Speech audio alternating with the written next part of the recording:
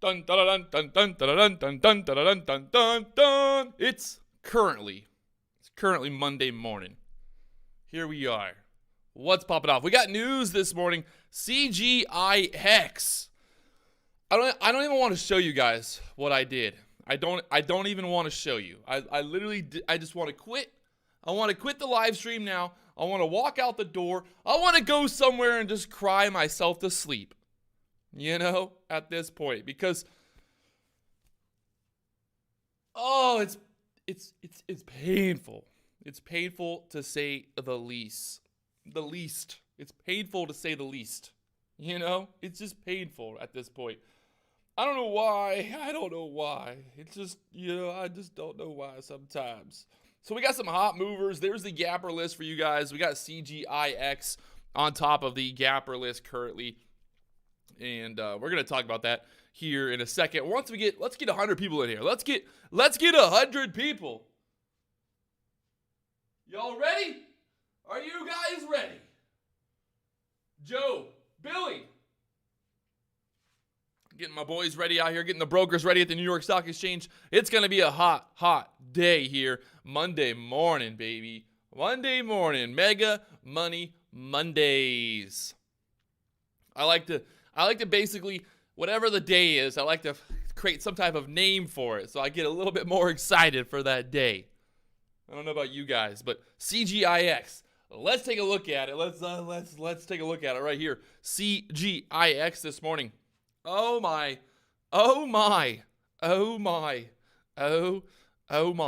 If you can look here, check this out. Look at my entry. I got in there at 680. 680. And yeah, up there at 930 now. Oh my. Oh baby. I actually ended up selling right there at 689 for just a little pop, thinking that we kind of had this little flag. I'd say like a little support kind of forming there. Thinking I was thinking we were gonna bounce from that 680 area. It kind of just dropped really quickly down to the 680. Was able to get in quickly. Thought we were gonna kind of just rally from there, pop from the 680s and get up there. I was looking for 750 area. 750 was kind of what my thought process was there. But as soon as I jumped in, we got a small little pop. It looked heavy, and then at that point I was like, well, it's not going. So I ended up taking a little bit of profit there. And you can see it did pull back. It pulled back there to the 635. So I mean, that's a 50-cent drop. So I would have gotten stopped out either way there. But you could see in general, look at this move now, up there to $10. So this stock is currently, we'll say it's up $3 since I bought it. So, yeah, that's painful. I did not get back in. I'm trying to stick to my rules here, trying to, I know that obviously in hindsight, CGIX is like, well, why did you not get back in? That's the $1 million question. But, you got to have the rules. And, yeah, that's just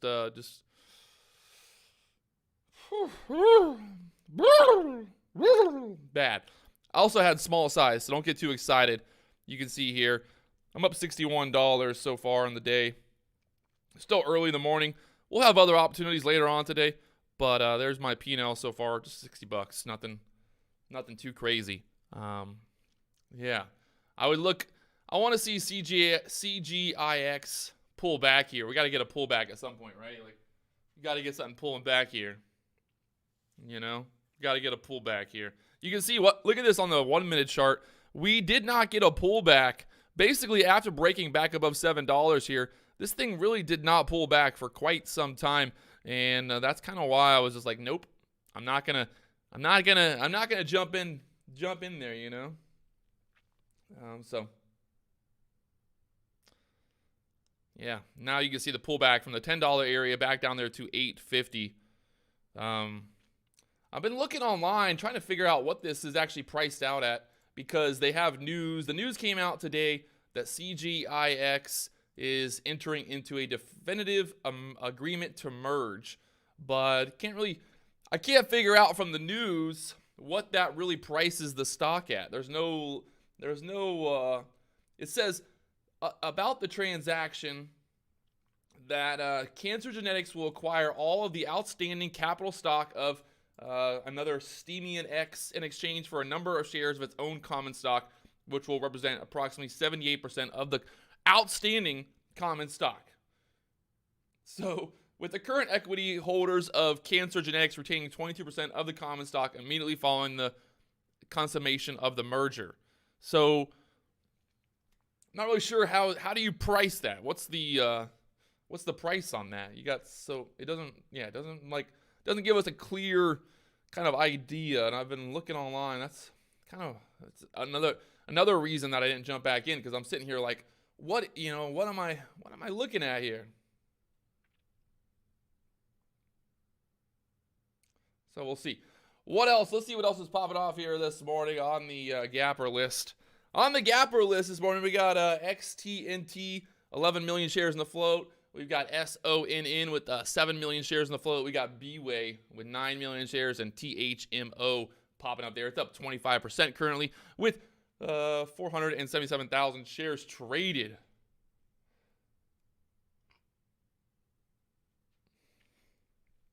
Yeah, I understand market will determine the price, but maybe there's some kind of algorithm, some kind of idea that this thing could price out at.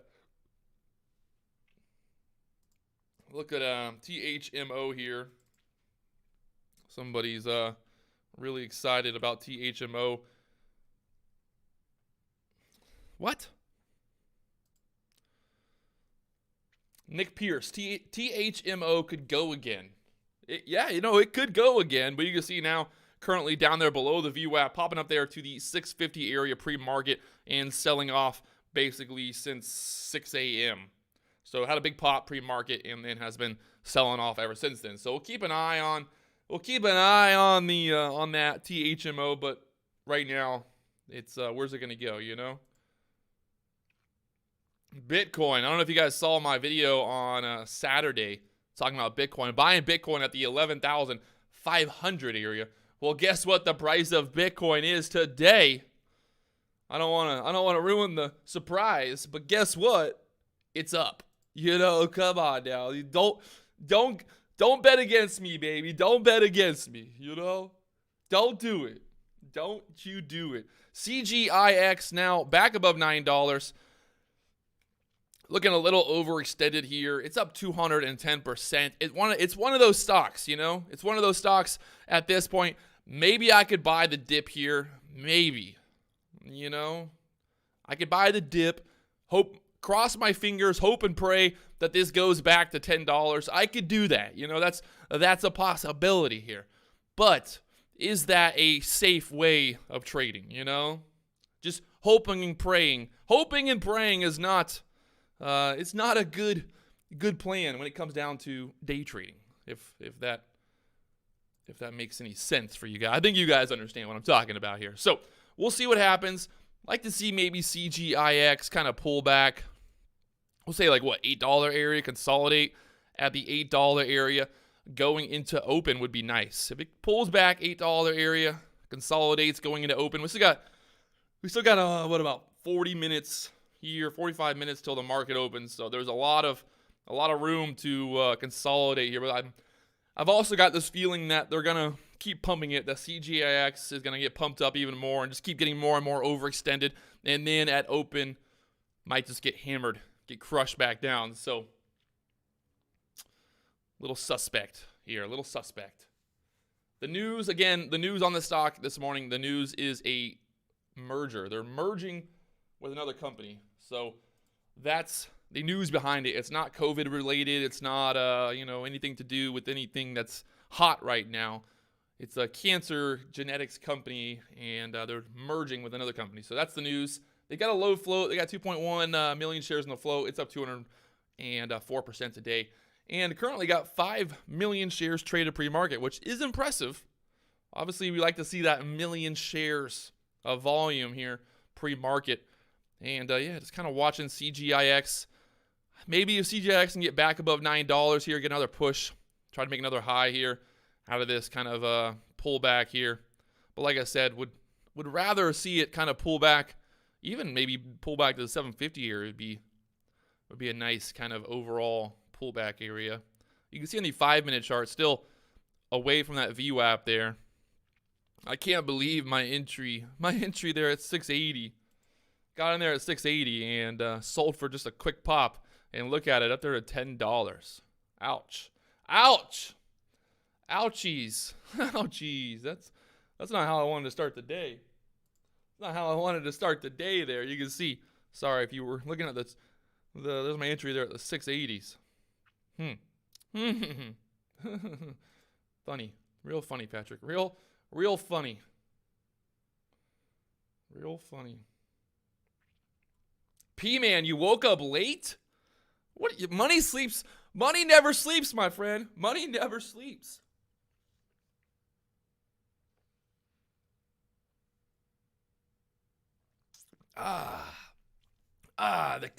Give me that coffee. Give me that sugar, baby. Dunkin' Donuts. On that, giving me that sugar high this morning. Right now, currently looking like 850, trying to hold as support there. You can see that's kind of where that big pop came from the 842 up there above $9, and looking like she wants to hold this 850 area. I don't want to listen to that guy drink coffee. Oh, poor Becky. Becky just doesn't want to listen to me drink coffee. What the? You know what, Becky? I'm putting your ass in timeout. I don't want to. You know what I don't want to hear? I don't want to hear you complaining. That's what I don't want to hear. People come up in here. This is a free live stream. You know, like, what do you want from me? What do you want from me? What's good? Good morning, everybody who's just now tuning in. Welcome. There's the trade ideas gapper list. We got CGIX, the hot one this morning, and CGIX trying to push back above $9 here. Oh man, the FOMO is real. The FOMO is real, my friends. First day back to trading this morning. Got a trade in on CGIX now, and it went to the moon after I bought it there at the 680 area, up there to $10. Talk about FOMO, you know? Talk about FOMO. That FOMO is real right now. Oh my gosh. Woo. Let's see what happens. CGIX. Are we going to get another push here? Like I said, was looking for that push back over $9, maybe kind of rally back up there to this is a stock that's got to kind of push to a new high to kind of confirm that the bulls are still in control and get that squeeze going. Get the squeeze going. SONN. People are asking about this one. I don't know why people ask about stocks that are popping up big pre-market and then just selling off ever since they popped up. So, guys, don't worry. Don't even, you can obviously put these stocks on your radar, you can have them on your radar, something to think about, but don't get caught up on these kind of stocks. SONN, yes, it did pop up. Why? Like, what's going on in my head right now? I can't work in these conditions anymore. I need a new studio. Can't do this anymore. There's just the lighting, man. The lighting. This lighting. Is the bulls in control or is Ross in control? That's the $1 million question, my friends. And there you can see CGIX from the 850 area, that 850 area holding there. Look at that thing. Back up there above 10. It's going to go to above 10. Watch. Above 10. Ding, ding, ding, ding, ding. Get ready. Get ready. It's going to go here. It's going to squeeze. It's going to squeeze. Well, there you go. There's 10 cents for anybody who wanted to buy that break over 10 cents. So, don't say I never told you. Don't say I never gave you a good idea, a good stock to trade, because I just did. If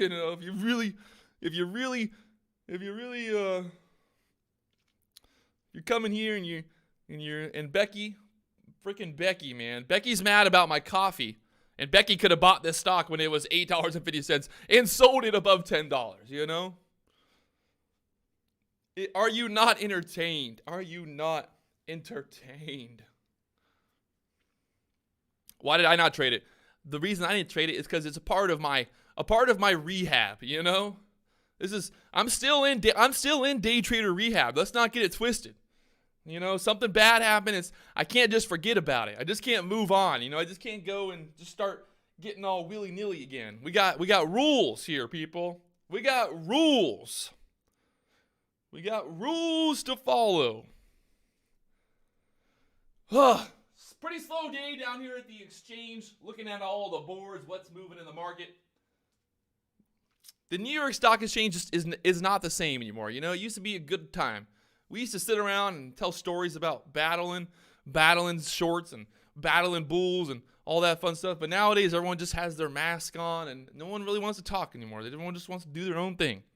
But hey, you know, I'm a people person. People person. All right, so CGIX up there to the $10 area multiple times now. We got two times. And, oh, look at that pop again. She's going. Someone just called out in the chat, double top. Let's see.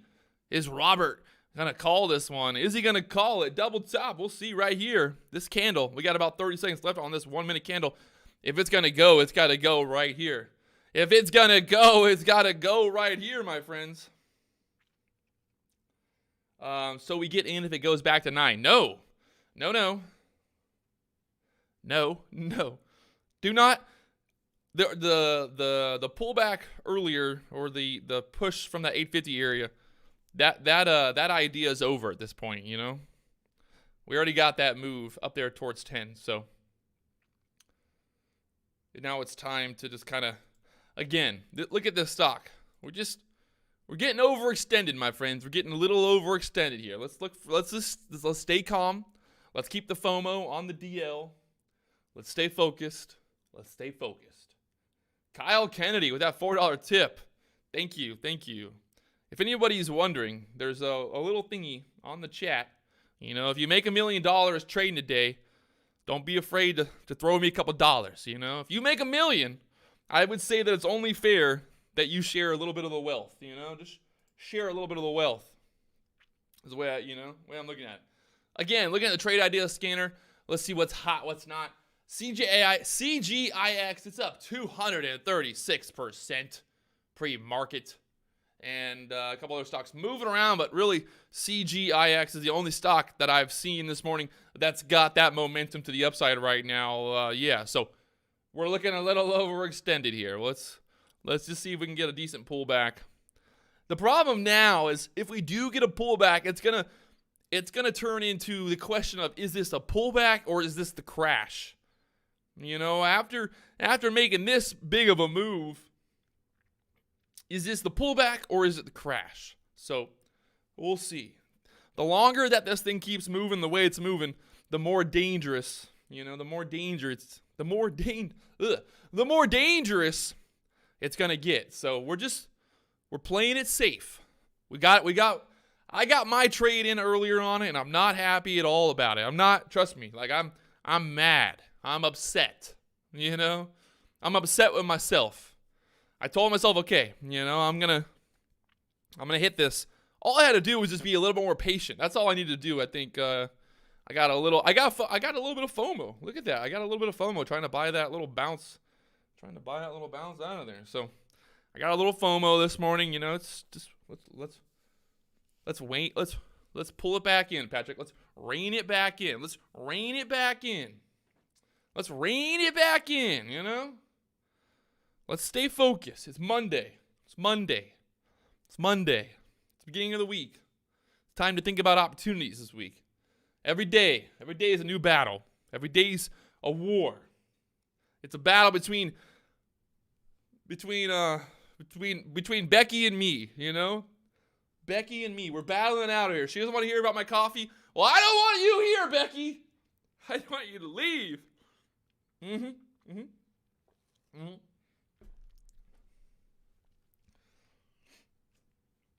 Good versus evil. Are we the good or are we the evil?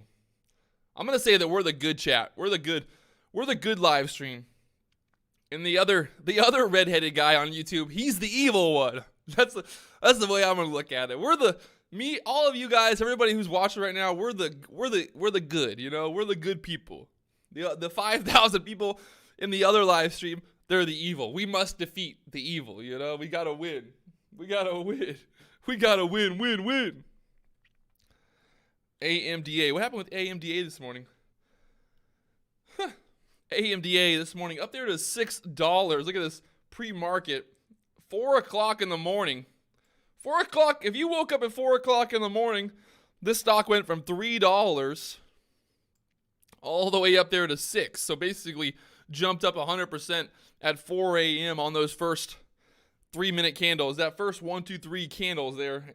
Pre-market, that's pretty funny.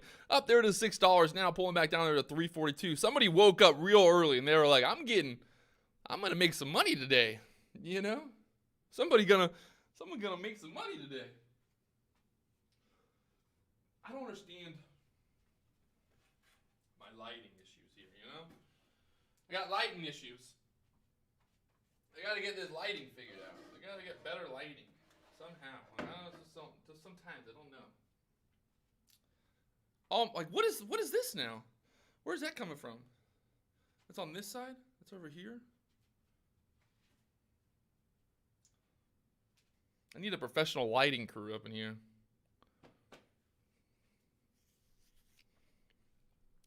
I need a professional. Oh my!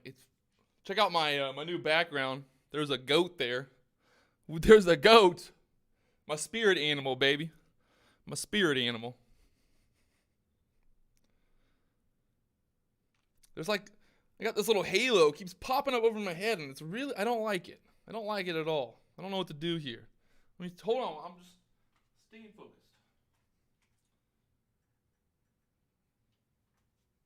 I don't like it. I don't like what's happening.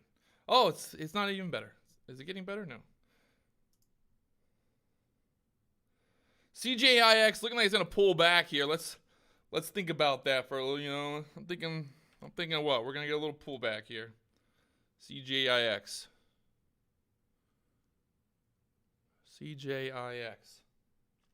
Looking here again at the trade idea scanner live from the New York Stock Exchange.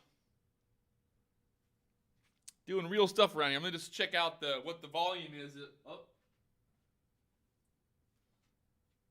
Looking for the hottest stocks, giving you guys all the breaking news here. CJIX on top of the Gapper list there. Some big movers. We got the GOAT. We got the GOAT ready, baby. We got the GOAT today. All right, let's just go through. We'll go through the top Gapper list right now and just kind of look at all the stocks that are gapping up, just in case we don't miss anything. So XTNT this morning up there to $1.70. It's got 11 million shares in the float. Got 900,000 shares traded so far. Pulling back there, currently below the VWAP. You know my old saying, above the VWAP, bullish. Below the VWAP, bearish. So let's see what happens here. Let's see what happens.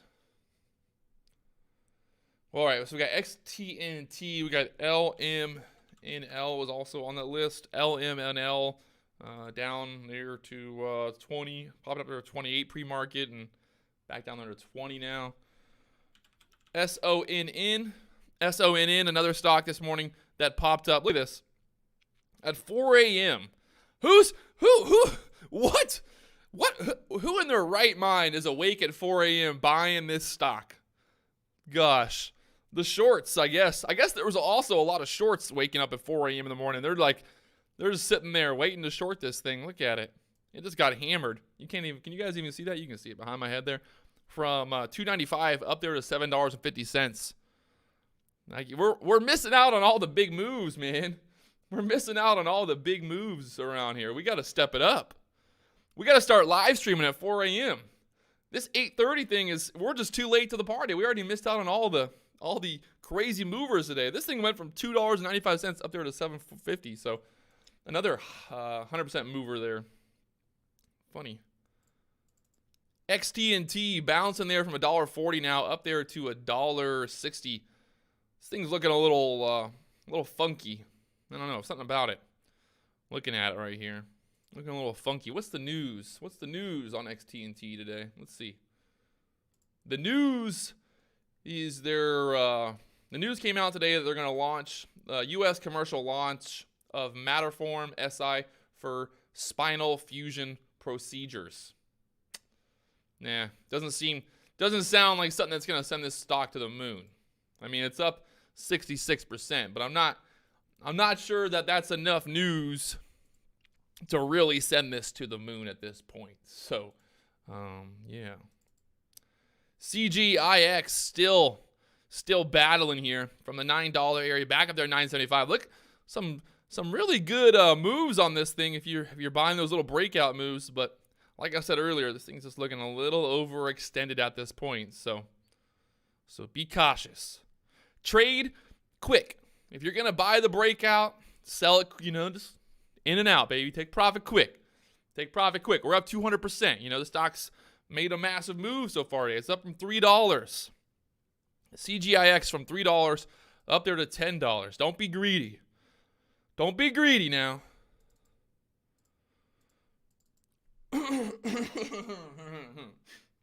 Yes, I made a trade earlier this morning for everybody who's very concerned about when I'm going to trade, how I'm going to trade, if I'm going to trade. Well, there's the trade. It's embarrassing. I don't even want to talk about it, but it's embarrassing either way. I bought in there at 680, sold for a quick pop, thinking that we were going to get a rally from there. I was thinking we were going to get a move, similar to this, where it's like ding, ding, ding, ding, ding. But yeah, just didn't get that move, did we? So I made $60. I know. The evil Ginger is now live on YouTube, so everyone's going to leave me. But hey, whatever. Do your thing. It's not, guess what? Ross has the same exact scanner that I have. He's talking about the same exact stocks, but hey, whatever. Go do your thing, Go do your thing over there. Whatever. You bunch of morons. Anybody, if you're going to leave me and go watch Ross, don't come back. Just stay over there. Get ready to get ready for the dump, If that's what you're into, if you're into catching the dump, go for it. We don't do, that's all you. That's not me. I'm putting that on you, not on me. Don't come crying to me when you buy CGIX, when you buy the breakout and it dumps down on you. Don't do it. You know what I mean? Don't come back over here crying about it. I don't want to hear about it. I don't care. I don't care.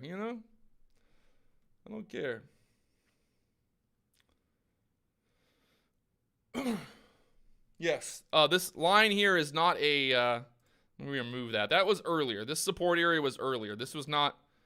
I wouldn't be buying the dip here at 850 at this point. Now that I say that, it's probably going to go to the moon, but I think we're a little far away from that point now.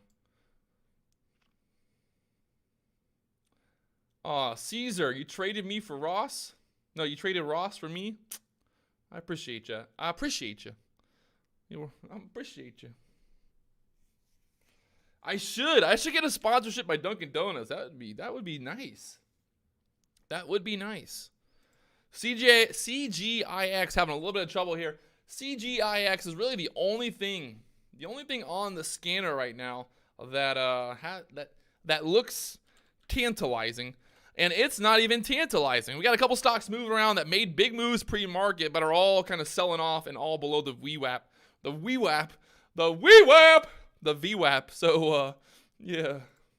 Look at that. Literally at 9 a.m., just viewers just drop off. I don't know.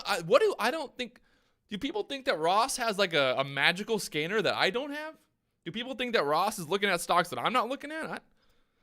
Whatever. Let them do it. Let them go. They'll come back. They always come back. They always end up coming back.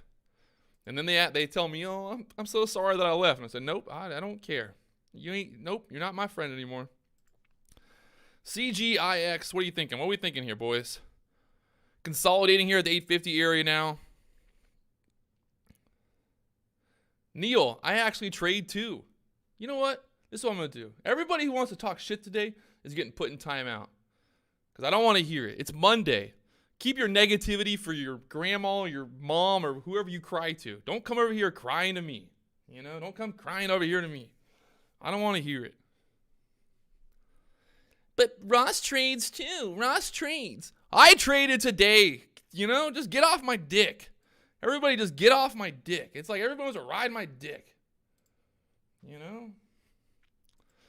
God.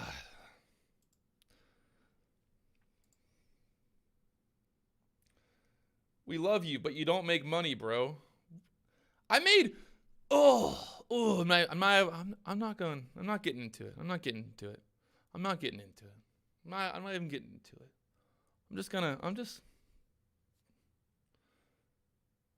into it. If you want to watch my video on Saturday, me trading Bitcoin. Watch my story. I made over $2,000 trading Bitcoin on Saturday. Simple, easy, magical. Never was red on the trade. You know, just magical. But hey, you don't ever make money. You don't ever make money. You don't ever make money. You don't even make money.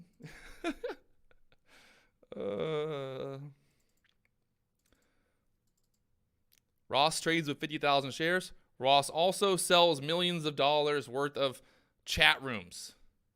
You know? Why doesn't Ross stay live at 9:30? Because he goes to his chat room. Got to get that money. How much you guys paying for this chat room? Nothing. Gosh, when I start charging, for this live stream, then you guys can complain. But until then, I don't want to hear it. I don't want to hear any complaints.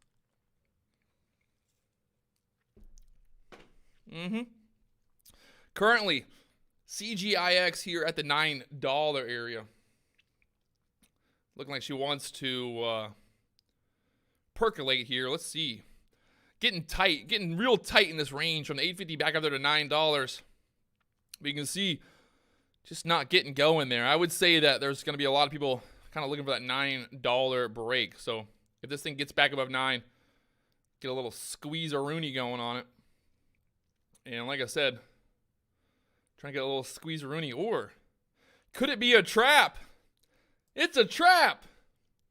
Maybe it's not a trap. Is it a trap? Let's see. Let's see if they trap them. The high on that candle, 914. The high on this candle, 912.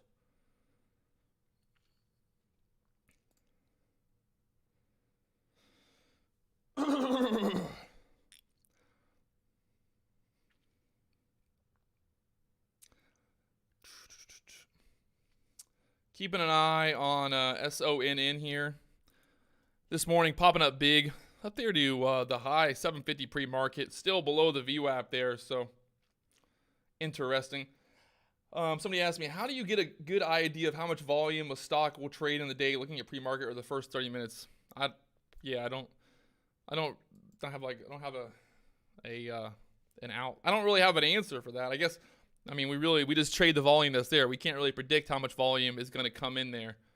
Obviously, this stock's got CGIX has 8.3 million shares traded here pre-market. So obviously, there's a lot of volume on this stock here. So there's a lot of action on it, and that's why it's up over 200% currently. Already.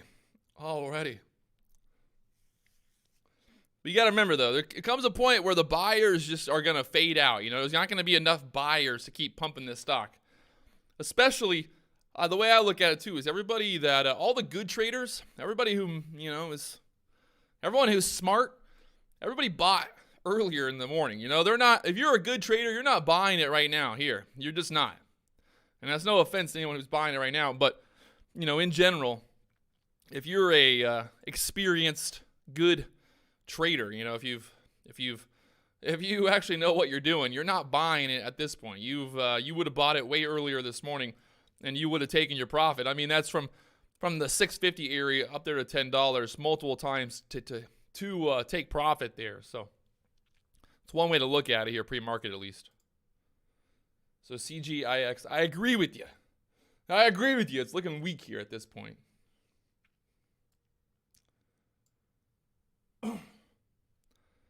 Well, like I said, kind of that $9 area will be the battle. Look at that 850 area still holding. You see that candle there, the low, 844.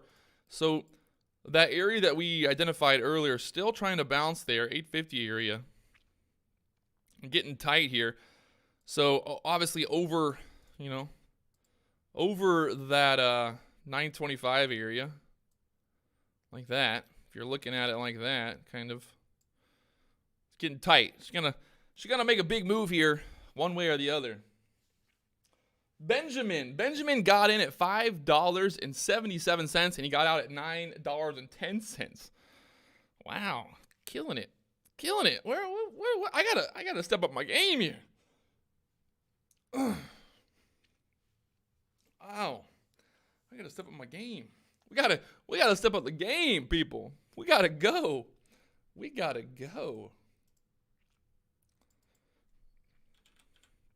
Let's see if CGIX is gonna break through that overall resistance, that downward trend that we got going on here. Let's see what happens. Ross currently has 5.6 thousand people watching. He's the GOAT. The GOAT, baby.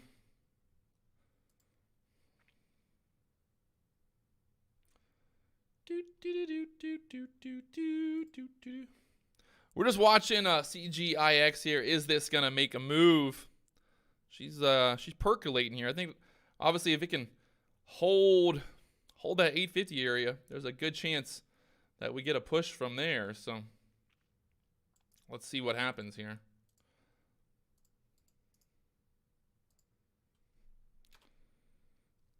Let's see what goes.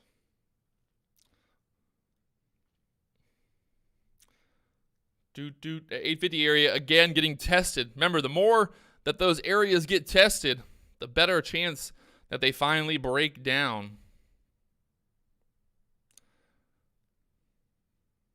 BRQS. What is this one doing? BRQS up there to $1.34 this morning. It's up 38%, popping up over $1, and got a little bit of a bigger float. 24 million shares in the float, so it's not a mini micro float. Not a mini micro float here. All right, so CGIX. I think if CGIX can hold here, we're gonna get a squeeze going again into open, especially with people chasing the idea of kind of breaking out over that $9 area. So, let's see.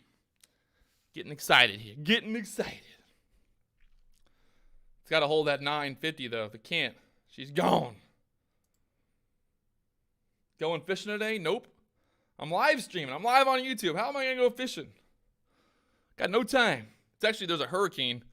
I think there's a hurricane between Cuba. I think it's below Cuba right now. There's a hurricane below Cuba that's heading towards Texas. And yeah. Does Patrick share the system he trades on his channel? Nope. Patrick does not. Patrick does not share any information on this channel. Nothing at all. Just here for the hooting and the hollering. So right now CGIX having some trouble there, 850 not holding. So I think we're just gonna sit back and wait to see what happens at open. You got about look at that little pop back up there. A little pop back up, little battle here at that 850 area. You can see on the 5-minute chart a little bit better that overall just kind of downtrend here, or that resistance there on the 5-minute chart.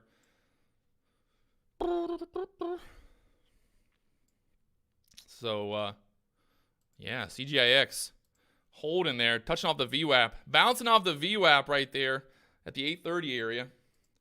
We talked about this earlier. Remember when the stock was $10? Remember that? You remember that? When the stock was $10, I was like, this thing, it's got to pull back. We want to see this thing pull back, consolidate, go into open here, you know? There you go. Maui. I'm trying to go to Hawaii, but they've got like the 14-day quarantine thing going on, you know. I'm trying to go surfing and do a little windsurfing, stuff like that. David DeMarco with the call here on CGIX saying at the bell, it'll fall way back down. Hey, if it happens, it happens. The good thing is we didn't chase it. No chasing, no FOMO. You know, little gains do add up. Let me tell you one thing, my friends. Little gains add up. They really do. I mean, you'd be surprised. You really be surprised how just little gains, you know, a little bit of money every day, a little bit of money every day gets going, you know, gets you going. XT&T this morning up there to $1.70 and still trending down below the VWAP right there. Not looking too hot right now. A couple stocks kind of looking, seeing what's popping. What's popping? Brand new whip that's popping, right? Isn't that the song? What's the song? I need to move this up for you guys. We got about 16, 17 minutes here till the market opens. Just kind of cruising along here. Again, CGIX trying to hold that consolidation area there. Looking like like I said, if she can hold that consolidation area, get one more squeeze going here. Got a pre-market high of $10.36. Tesla 2,500. Is Tesla even 21? Oh my gosh. I'm still like, you know what? You know the issue with Tesla is that Tesla is one of those stocks where like I have a friend that bought Tesla. He bought it. I think he literally bought it the other day. What did he buy it at? I think he ended up buying like literally in this area, at the 1,500 area. And I was like, are you a crazy person? Are you crazy? You're gonna buy Tesla at $1,500? And well, now it's at $2,100. So you know who's the crazy one? I guess I was the crazy one for not buying it. I mean, everybody just buy. If you want to make money, just buy Tesla. It only goes up. You know, Tesla only goes up here. Never down, only up. Overstock as well. This stock, I love that Overstock is like this stock. You know, this stock, Overstock. Overstock looking like a bull flag here on the daily chart. See if it'll break over 125 today. Push up there above 130. I think if the market is strong today, how are we looking on the SPY right now? If the market is strong today, I would not be surprised if Overstock can get that push there. You can see right now, all-time highs. Another all-time high today. Remember back in, back in February? I remember in February when the SPY just made all-time highs every day. It was madness. Every day, all-time high. Every day, all-time high. And here we are. We're back there. If you guys would have told me that in March, if you would have told me in March that we would be at all-time highs by August, I wouldn't have believed you. No one would have believed me. No one would have believed me. No one would have believed you. That's what's so crazy about it. So crazy about it. And there's that pop back up. CGIX getting the buyers chasing here. Trying to get that pop above 9. Having trouble there again. She's wanting to go though. You can just see. I can just see all the chasers, all the FOMO. I can just feel the FOMO coming through the screen right now.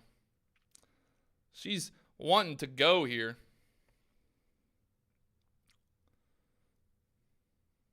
Going down, going up, going down, going up, going down. Doesn't that half the real flow? If the insiders and institutional holdings are more than 50%, doesn't that half the real flow? Yes. I mean, as long as the institutions aren't selling. Let's see, CGIX. Can she go? Can she push? Selling hard here. Selling hard here. What do you mean, XSPAL? XSPAL's popping off here? XSPAL this morning. I think, XSPAL is a big float, doesn't it?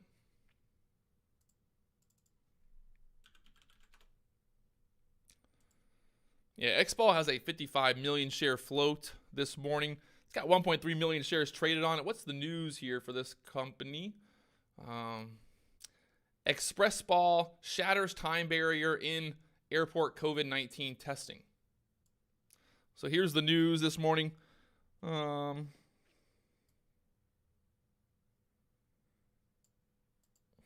So they've slashed the waiting time for results from 48 hours or more to under 15 minutes. Wow. That is very interesting. That is very interesting. Because I actually need to get tested for corona because I'm trying to go to the Bahamas and I need to get that testing done. You got to get tested for corona before going to the Bahamas at this point. It's kind of funny though. Oh my, look at that. CGIX getting denied even with all the pumpers and all the FOMO, just still could not get going there. So $9, that resistance right now. But again, bouncing off this 850 area. But like I said earlier, the more and more that area gets tested, the better the chance that it breaks. You know what I mean? The better the chance that support area breaks. I think what really kind of leads to that as well when you think about it is if everybody's trying to buy the dip at that area at the 850, if that 850 area breaks, everyone's going to be trying to get out at the same time. So that's one thing to think about. Everybody at this point, if you're buying CGIX and let's say you're long right now on this stock, you've got your stop loss or at least your mental stop loss at this area. So if this can't hold, obviously everyone's going to be running for the hills. So that's the thing to think about.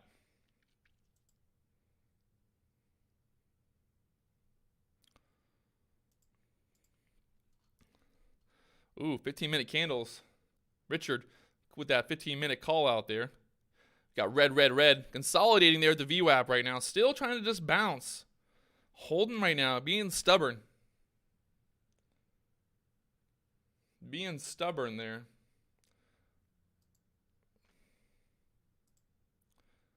XSPA. Don't get too excited about XSPA. XSPA's up 15%. It's got a big float. This thing is not something to expect, you know. I wouldn't expect a 100, 200, 300% mover out of this stock. It's just too big of a float to get that type of move. CGIX looking like she's ready to open the floodgate to the sell-off. I still cannot believe that I got in on CGIX there, the 680 area, and got out for a 9-cent pop. Ooh. There's my trade of the day, up $61 there. Small size. Remember, I'm in my rehab still. I'm in rehab. Don't get it twisted. I want to kind of just point out why we have a minute here. We still got a little time. Got 11 minutes till the market opens. I want to point this out. Point out the obvious here. What did I do? You know, I'm sure you guys can see it, but what did I do wrong with this buy there on CGIX? What did I do wrong? Just a little kind of I would say I FOMO'd into it. I would definitely FOMO'd into it, and you can see how, you know, just needed to give a little bit more time, a little bit more patience to wait for that dip, wait for that buy, get a little bit closer to that VWAP, you know, a little bit more of a pullback there, consolidate. Let me see some consolidation there, and then look for that breakout. I was kind of looking for that breakout right there after ding, ding, ding. So that's something to think about. Kind of showing you guys my mistakes along the way here. And like I said, CGIX, once it couldn't hold that 850 area, that 850 area could not hold, well, everybody got out at the same time. You know, everybody's trying to dump. So that's how it goes. And like I said, I would not be too quick to buy the dip here on CGIX. You know, let's let the stock get bullish again. You know, let the stock kind of figure out which way it wants to go before trying to time it. You know, at this point, I don't think I want to be buying. The dip just because the stock's dipping down does not mean it's gonna go back up there. So just think about that.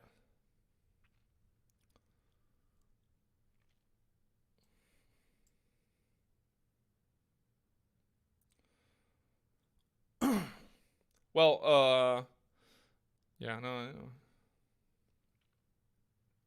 The trend is your friend. Not gonna debate that idea, that's for sure. So we got stocks that are popping off this morning. CGIX still On top of the gapper list, we've got BRQS, we got XTNT, SONN. Those are the top 4 stocks that are moving today. That's what's hot. That's what's not. So we're just kind of sitting back here. We're live at the New York Stock Exchange. Kind of seeing what's popping off today. We got any IPOs today? Nope. No IPOs. No IPOs today. I was just taking a look around here. Again, man, it's just not the same anymore, you know? The New York Stock Exchange used to be a very lively, great, fun place to be. And now it's just quiet. It's like it's a ghost town around here. Nobody even comes down here even more. It's just me and a ghost town of a place. You know, what is happening around here?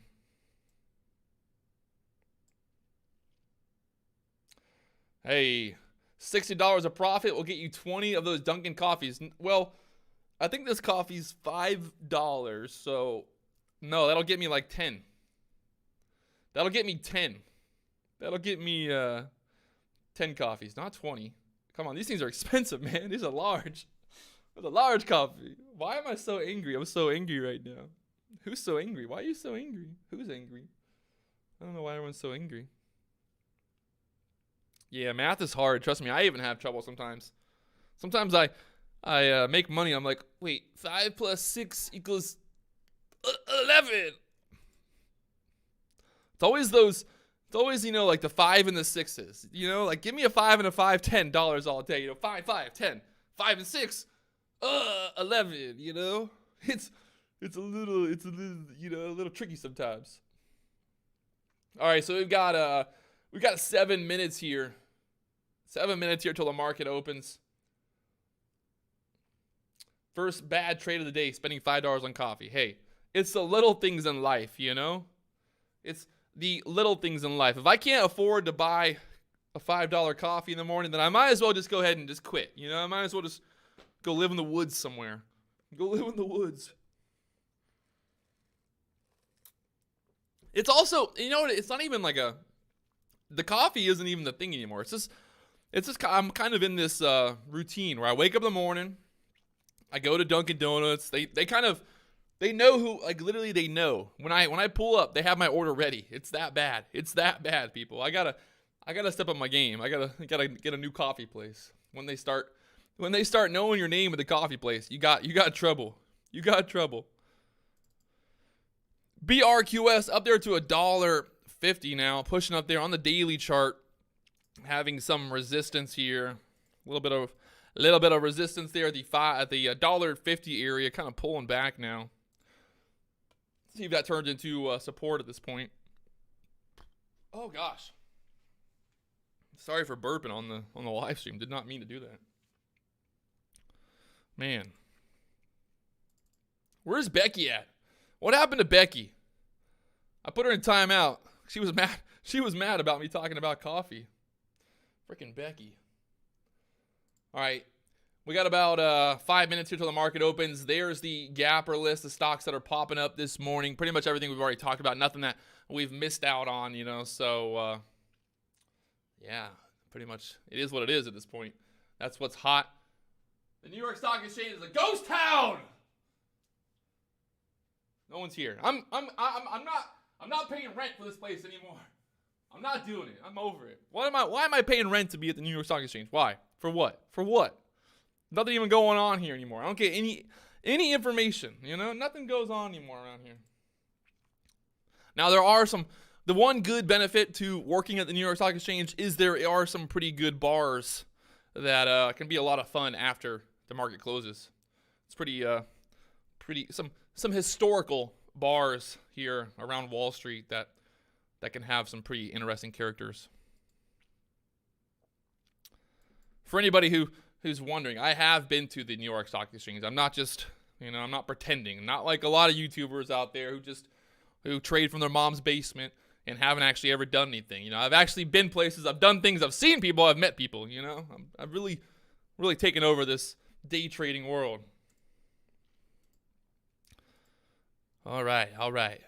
CGIX pulling back there, had resistance. If you look at the daily chart, we had some resistance here at the 950 area there on the daily chart. So, yeah, I'd say $9.50, $10 area here on ZGIX. So no surprise that this thing got stuck there. No surprise.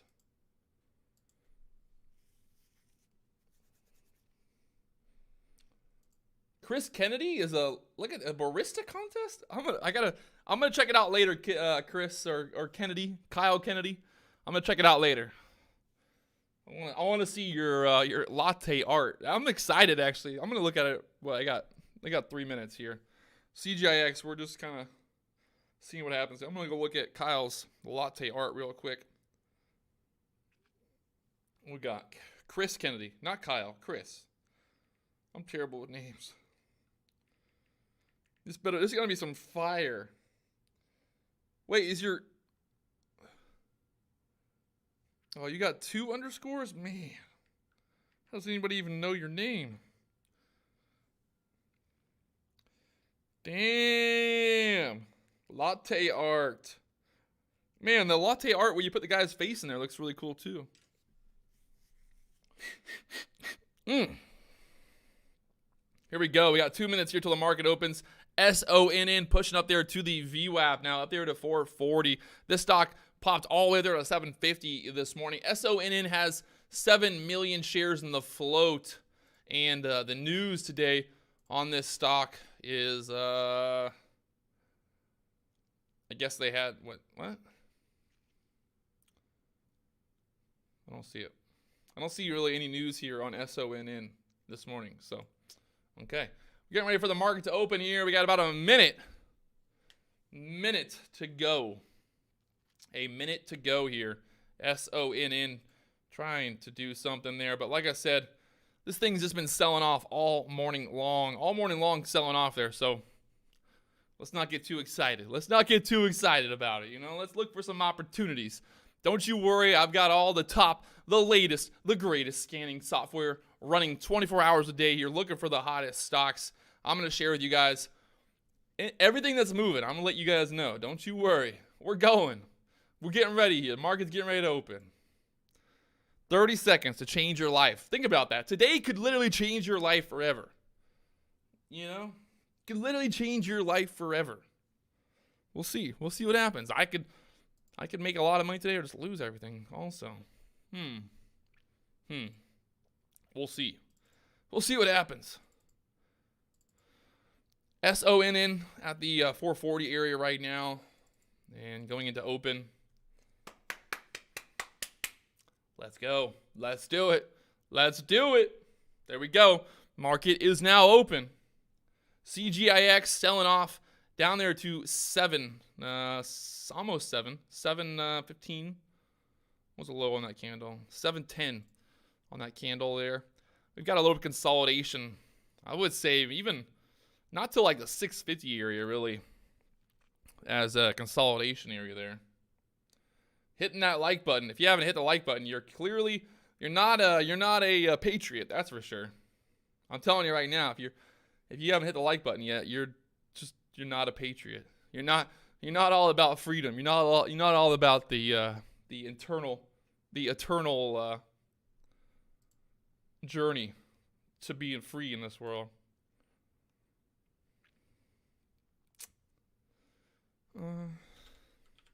THMO, a little pop here from the 440 area, still below the VWAP there. Volume really light on this thing as well. Really low volume at this point. So let's see what happens if the volume comes up here and this thing wants to get going. I would say that THMO needs to get above that 490 area before really getting excited. You know, we got to get that pop above 490 before we get excited, right? Let's not get too excited just yet. So CGIX trying to get going here. We got the VWAP there at 825. Can this reclaim the VWAP and get squeezing here? We've seen it happen before. We have seen it happen before. But still, we're waiting. Waiting for that confirmation. Waiting for that. Look at that. The dump. This is a 1 minute candle, by the way. Anyone's wondering. Push up there to 8. The bears jumped in there and slammed it back down. Ouch. Ouch. And that's why we don't just go buying.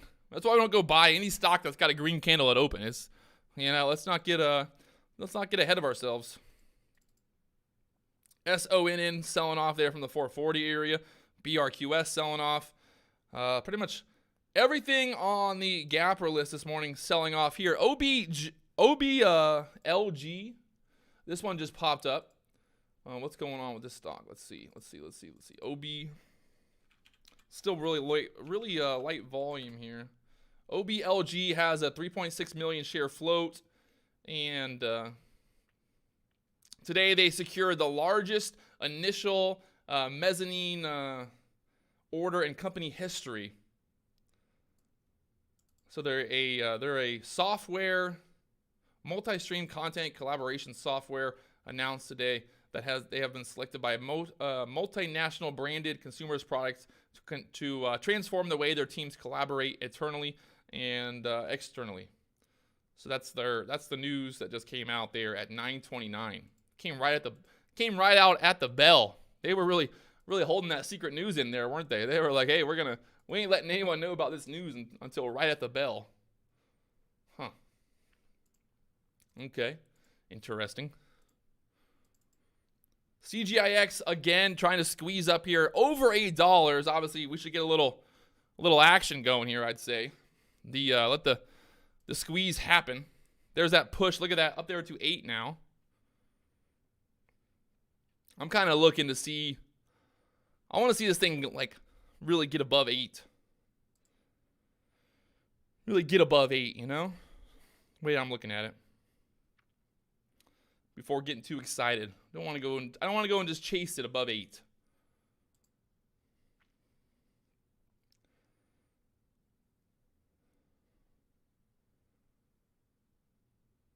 CGIX really is the only thing popping up on the scanner right now.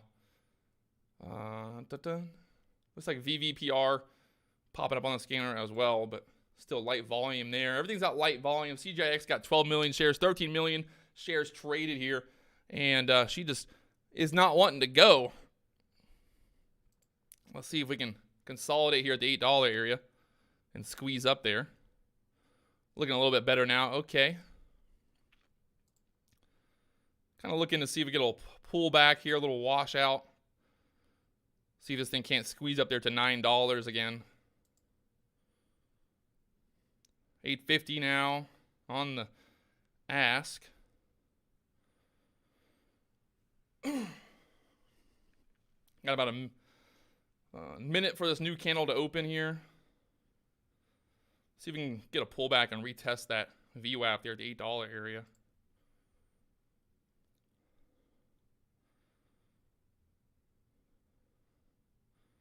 There's a little pullback down to the $8 area. That was my dip buy, wasn't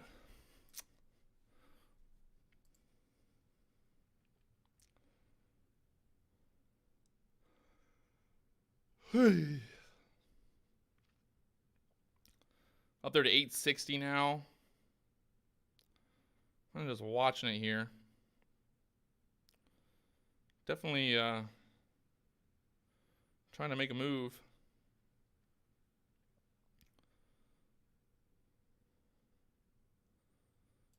Watching that. I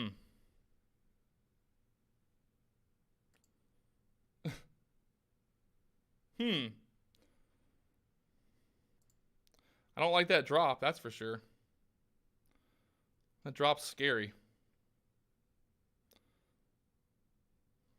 You see how that dropped literally from 850 down there to 782. So you're going to get stopped out, you know, at that point. Even if you had a good entry, you're going to get stopped out on that candle. Kind of flirting with the VWAP right now, not holding that VWAP area. Let's see. See if this candle closes above 8. Let's see if we can get a close above 8 on this candle. We got about 20 seconds here on this 1 minute candle. I want to see it close above 8. Just show me that the bulls are in control here. Not looking like we're going to get that close above 8 here, though.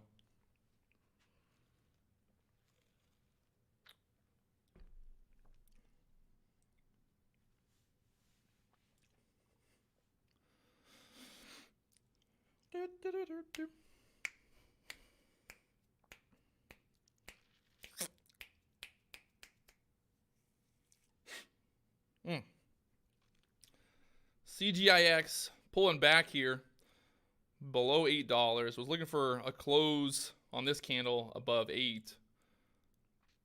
We'll see what happens from here. I didn't like that drop from 840 down there to 760. That's a pretty big drop. And you can see that's just nothing but a red candle there. Nothing but red. No wick. No buyers stepping in. Literally just sell. Just sell. So we gotta ask ourselves, is that the dip that we want to be buying? I'm not sure that's the dip that I want to be buying, if you know what I mean. We'll see. See if it kind of bounces 750 area, but still looking a little weak here. BRQS getting halted there. Just got halted there at 938.06. So this is going to be halted for the next 5 minutes. Look at that move from $1.35 up there at $1.58. Pretty funny move there. What was the news on BRQS? I forgot what the news was. Oh yeah, they got a $15 million order for a mobile point of sale device in India. So that was the news coming out today here on BRQS.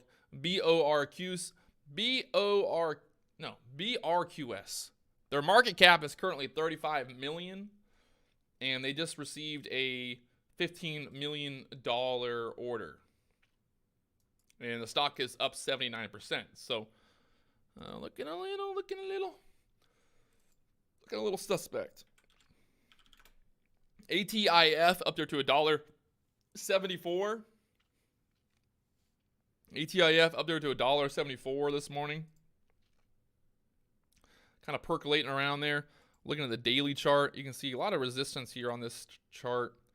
You got $1, we'll just call it $1.83, $1.84 area, next resistance there, and then really kind of like $2. So a lot of resistance here on ATIF, looking real, looking heavy there. BRQS back above 8 now.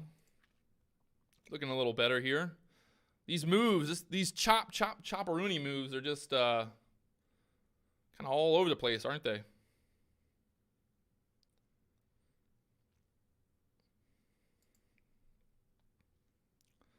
And there's that drop again. I don't know. CGIX. I wanted to see CGIX do something, like give me a nice little trend here or something. Give me something, people. Give me something. It's up 200% on the day at the 833 area now.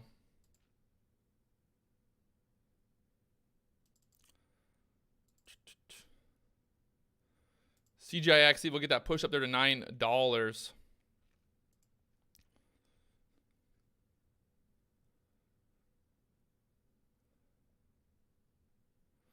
Everybody wants to be in this all right. I feel like at this point I'm just chasing CJX at this point. I feel like I'm just chasing it, which I don't want to be doing. I don't want to be chasing it. And there it is, above $9 now.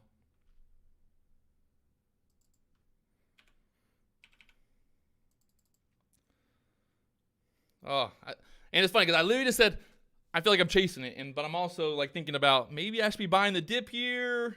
I don't know.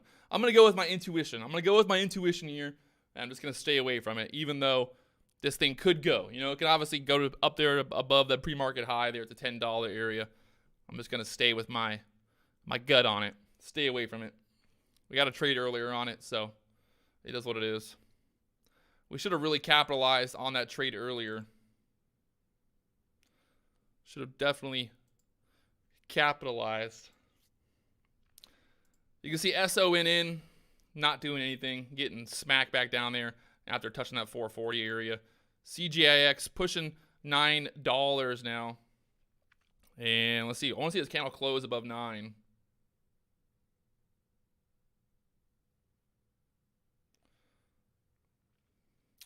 Looks like I got a halt level not till 10, above $10. Trying to practice discipline, baby. No one ever got rich in the market by not being disciplined. I'll tell you that right now. You know? Ain't nobody ever made money in the market by not being disciplined. There's my small profit this morning here on CGIX. Obviously, it's nothing to write home about, but it'll be $50 on the day after commissions and fees, so it is what it is. Definitely should have capitalized more on this move here. Definitely should have capitalized more.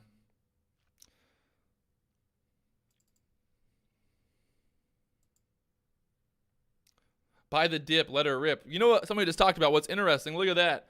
So my entry earlier this morning was there at 680, and at open we dipped down there to the 677 area. So I don't know if that's a coincidence or if that's just how it goes sometimes. Greg in at 877, out at 930. Congratulations. Nice little pop there.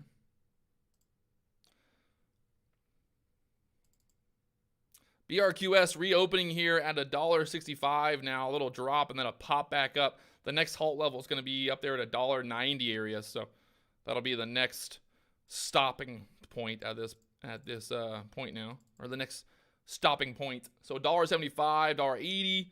She's squeezing. BRQS has a 24 million share float as well. So,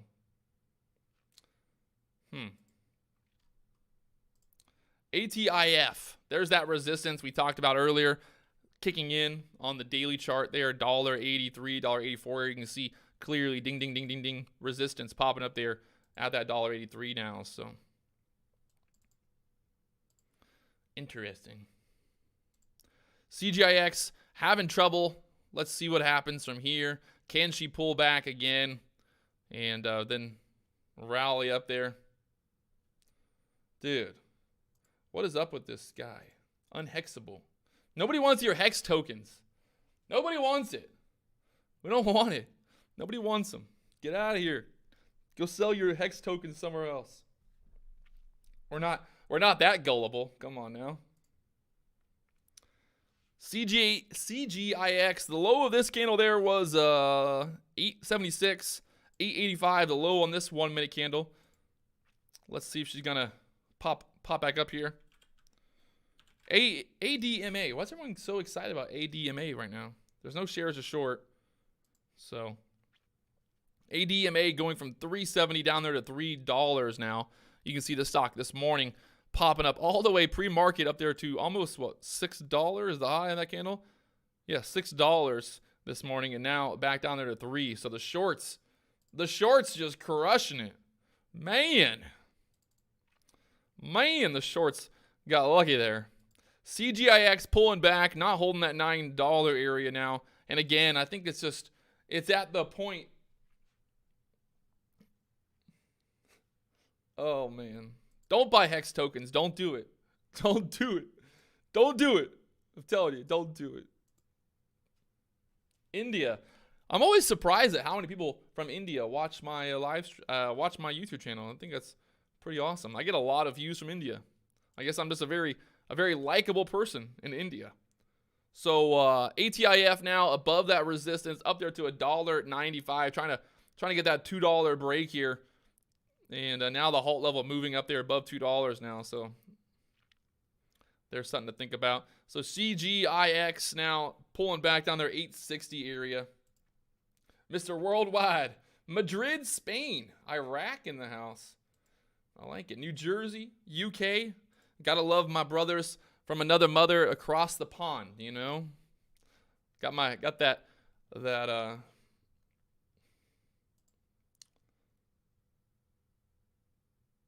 that family. Look at that. That's what I was worried about, my friends. That's what I'm worried about. Look at that. From 872 dropped a full $1 there. So trying to buy the dip here now on CJX could be very, very dangerous. So let's keep it tight. Let's keep it right, you know?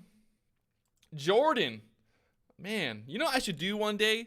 I should just do a world tour. Just go around the world. Meet up with all my YouTube subscribers around the world, baby. Israel. All right, Normandy, France. I feel like my grandpa shed some. My great grandpa some of his DNA still might be on the beach there in France. He made it out alive, but he was one badass motherfucker. Badass. Hong Kong. CGIX now down there to 780. Like I said, looking scary there. Those Miami boat parties. Oh, you know we have a good time. We always have a good time.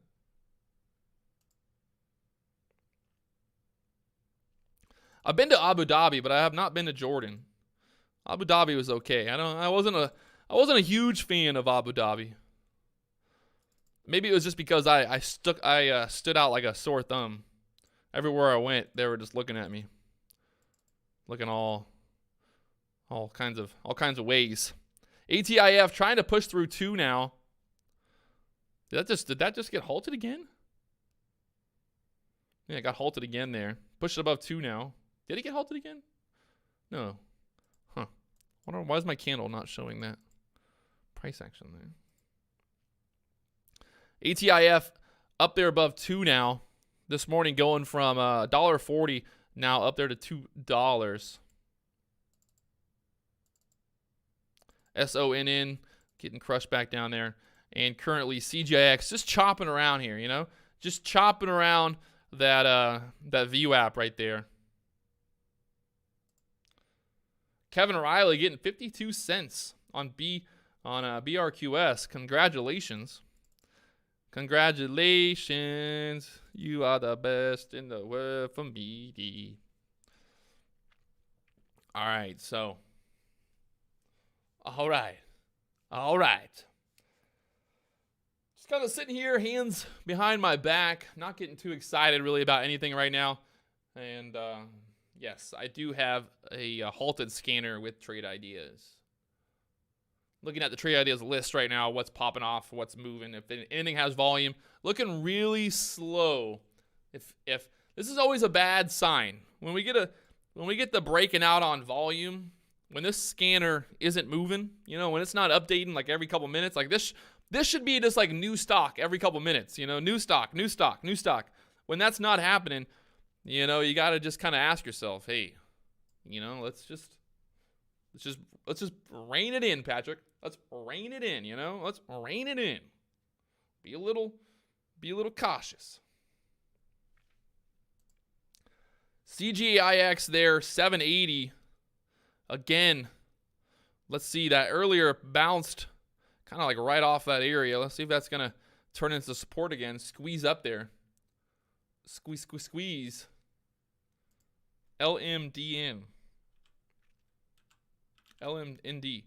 LMND, $60 stock, going from $61 up there to $63. Still a really light volume here, only 248,000 shares traded, so be careful. Be careful. IBIO, no. IBIO, look at this thing. Below the VWAP, don't worry about it. Stay away from it. NIO this morning, bouncing around there from 1450 up there at almost 15, pulling back from the 1493, bouncing back out there to 1490. She's up, she's down, she's all around. CGIX, can we kind of make a higher low here? Kind of like higher low, even though it's very close. Let's see if the bears can get squeezed out there. Squeeze them out one more time.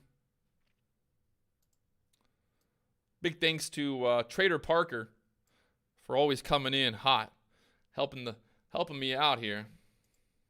If you guys haven't already, if you haven't subscribed, I mean, hit that subscribe button. Let's go. Live every day this week, 8:30 a.m., breaking down all the hottest stocks. We got CGIX here up over, it was almost up 300% at one point, and now pulling back there. Let's see if that 780 or can it hold? I don't know, my friends. Like I said earlier, the problem is it gets to a point where all the good traders, all the smart traders kind of took their profit, you know?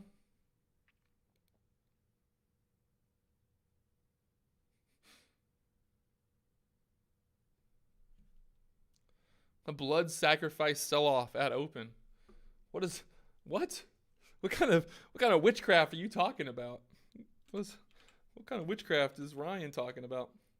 We got this stock, KELB. Look at this thing. The other day, it went from $26 up there to $90. Currently trying to do something similar again, going from $30, getting halted up there at $45 now. Look at this. Look at the volume as well. We got 2,000 shares traded, so it's just madness, huh? Just literally madness here on this stock. I don't even know. Why did they even let this happen? Like, why does the SEC let that?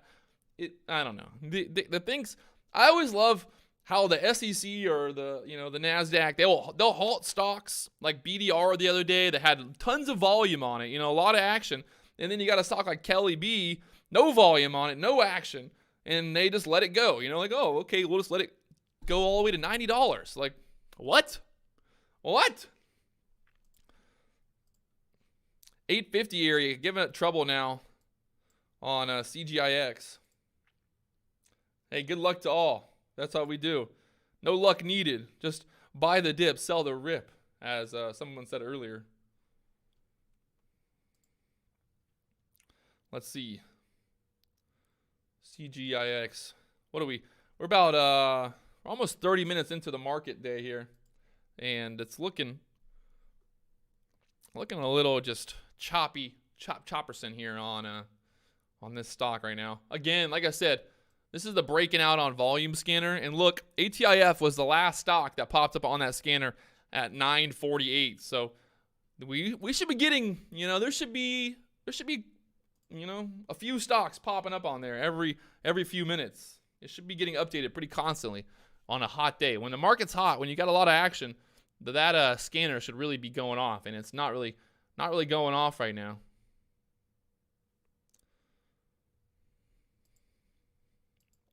Tesla, 2,500 by the 31st. That'll be interesting. But look, she's selling down 4% right now. Tesla getting murdered here. Is the whole market just tanking right now? The SPY, not really, not huge, but Tesla getting murdered right there. What's the old saying? Stocks only go up. Should we just buy the dip here? Let me just buy 1,000 shares of Tesla really quick. Is this thing going to get halted? Is Tesla going to get halted? It's going to get halted. Watch. Is it going to happen? Are we going to get a halt on this thing? Are we going to get a halt here on Tesla? Are we watching history in the making here? Overstock not getting up there above the 130 area we were looking for. Is she going to? What's happening right now? Oh my gosh. Everything's getting crushed right now. What is happening? Is there some bad news? Is there bad news? Did Trump just tweet something? What's going on? What's going on in the market right now? Anyone got any update live? Let me check in at the stock exchange really quick. What's going on? Hey! Nope. Nobody's got any news here. I told you, it's a ghost town. There's literally no one trading down here. New York Stock Exchange, dead. There's nothing popping off.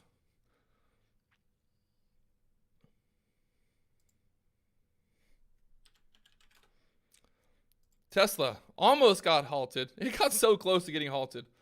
That would have been great. I would have just loved to have seen Tesla get halted there. Look at that drop-a-rooney there from 2130 below the VWAP and getting down there.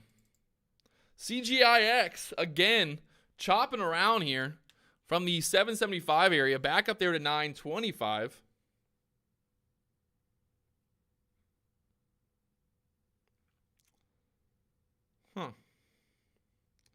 Interesting. Somebody actually messaged me the other day and they were like, said that their wife thinks I'm a better looking Jim Cramer. Hey, dude, that's not a satanic goat. That's the goat. Every time when I want to get inspired, I just look back there.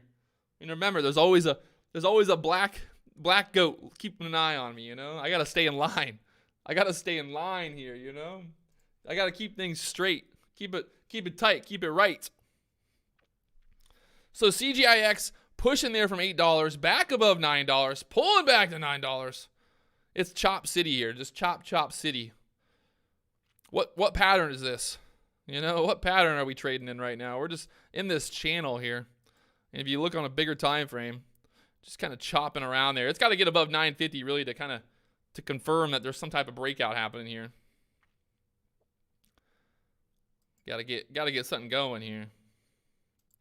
Again, look at these candles there.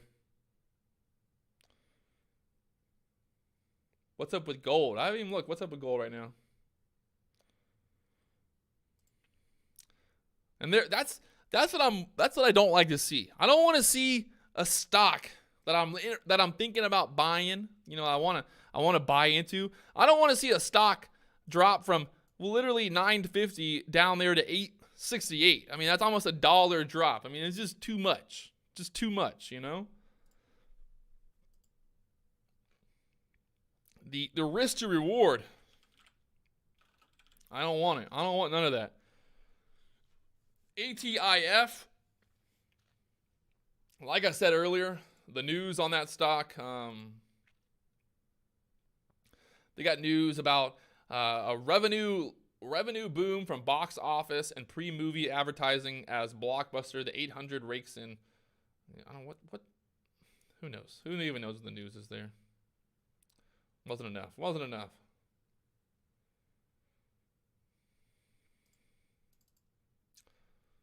Just wasn't enough.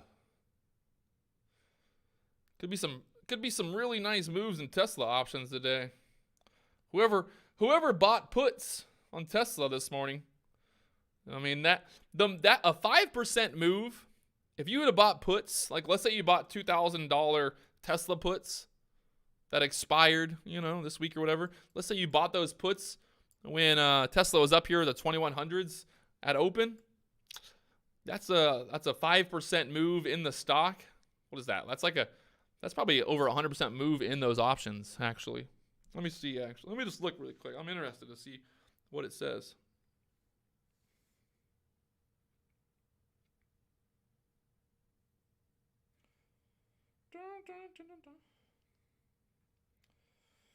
So if you would have bought the $2,000 puts that expired this Friday, if you would have bought those 2,000 puts at open, let's see where we at. Yeah, they're up. They opened at $40, so you could have bought those puts at $40 this morning, and currently the bid is $88. So you've got a nice little move there. And those are the 2,000 puts that expired this week. So if you, congratulations to whoever had the thought process of thinking that Tesla was going to pull back at open there. Well, congratulations. You the GOAT. You the GOAT. CGIX, again, getting stuck there, 950 area.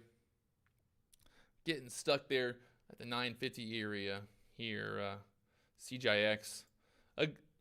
I keep looking at the breaking out on volume scanner, and we're not popping off right now. Apple up there at 515 this morning, down there to 502. Did ATIF show up on the pre-market scanner? I think it did, didn't it? I'm pretty sure ATIF did. No, it did not pop up on the scanner this morning because it might have been on there, but it had no volume. So you can see this morning, there was no volume on this stock pre-market. So that's why it had a big pop right there at 9:30. There was no volume pre-market though. Man, CJIX is just getting tight here. Getting super tight here. If it can hold this 850, let's see. Wouldn't be surprised to see just a big old boner candle here. Big old boner candle above 950 here pretty soon. The way that it's trading. It's up 200% on the day.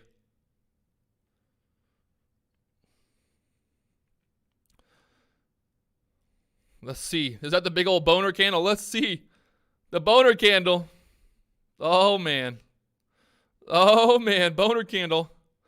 It's forming. It's forming. There's the boner candle. Man, sometimes it would sound so bad out of context here, but when it comes to predicting a boner candle, I'm pretty good at predicting those boner candles. Oh gosh. You gotta love it. You just gotta love it, right? You just gotta love it. You gotta laugh about it sometimes. I think that's the best way to look at it. Obviously, there's a full dollar move for anybody who bought that dip there on CGIX. Boner candle for days. I'm not touching it. I'm staying away from it. I don't like how choppy it is. It hasn't really given us a good, like, overall just safe looking entry, to be honest. Like, since the market opened, like, I don't know. It hasn't been looking good. Just been chopping around, you know. It's always, obviously in hindsight, you know, it's easy to sit here and go, oh, you know, I could have bought the dip. Sold the rip, bought the dip, sold the rip. But then it's also like, yeah, you could have bought the dip and then this could have dropped the dollar and wiped out any type of profits that you made. So, you know,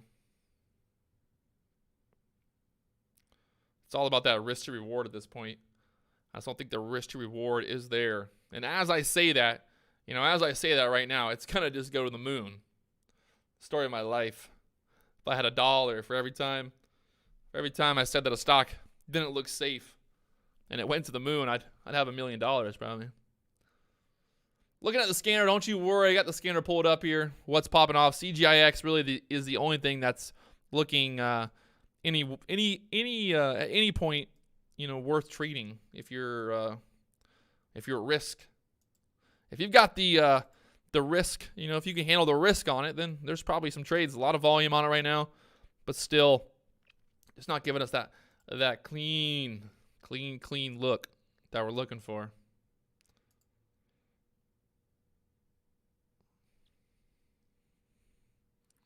That pre-market high still is at $10.36. That's obviously going to be our next resistance here on CGIX.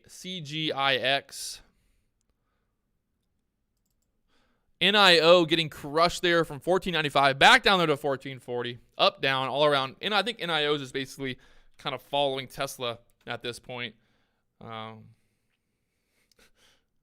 Risk tolerance. I don't know if I have it. I like it. Someone just said in the chat. You know, one thing I do like about these live streams is it definitely it keeps me in check, I would say, because it definitely you know, it's like if I place a trade and I lose money, that's one thing, right?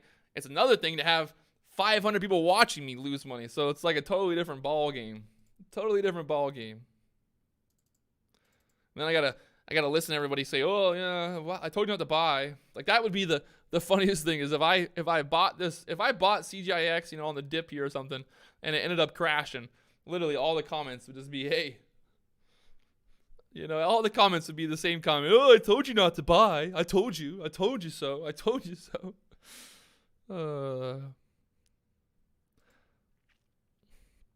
Let's see. CGIX got to make a move. It's got to make a move here, or this thing's going to get crushed back down.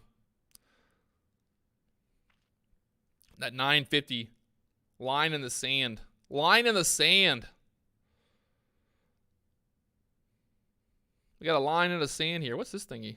Oh, that's my P&L. I made a trade here on CGIX. Everyone's wondering, I traded CGIX this morning pre-market and got just a very tiny little pop there.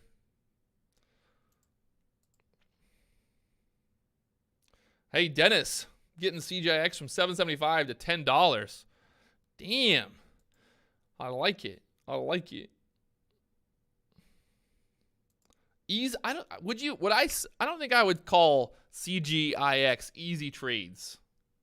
I don't think that's not even in the vocabulary when talking about. If I was going to write a obituary for CGIX, I don't think at any point I would be like, CGIX was just easy trades, man. It was just sweet and easy, you know? Nah, That ain't happening.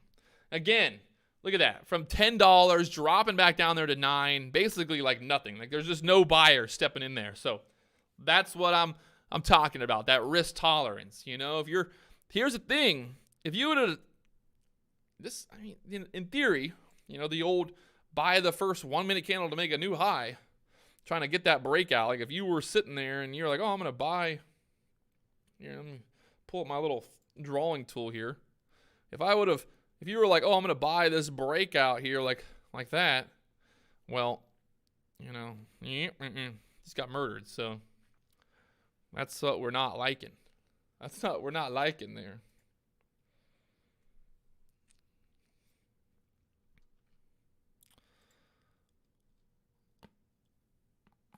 Ooh, you guys hear that? You guys hear my neck crack? That was bad. What if I cracked my neck while I was on live stream? I cracked my neck and then I was just paralyzed and just fell to the ground. Like, what would you guys do? No one knows where I live at. Like, literally, what would you guys do? Like, if I just died? If I just fell over and died? Matthew, it's easy in hindsight. You know what I mean? Matthew's talking about how this is an easy trade because of the big dips. In hindsight, yeah, it's easy, right?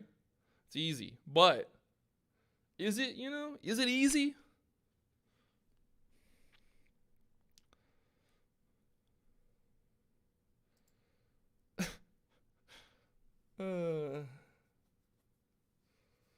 Yeah. Go to Twitter and talk about me dying on live stream.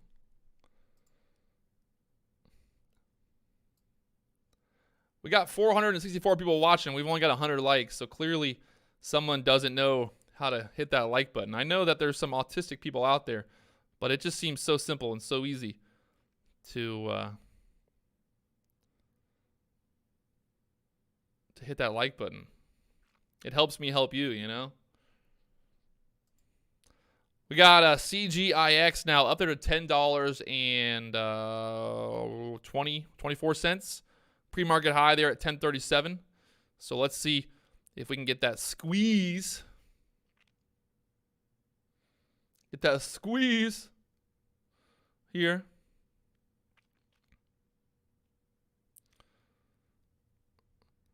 Can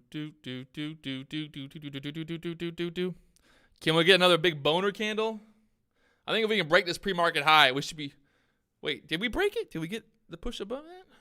1036 pre-market high, 1039 we just pushed through. We pushed up to.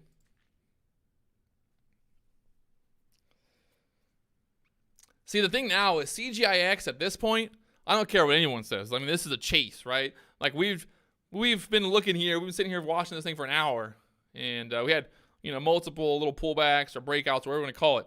But at this point, it's like, do I really want to trade this thing? It happens. That's how it goes sometimes. Trust me, there will always be another stock coming.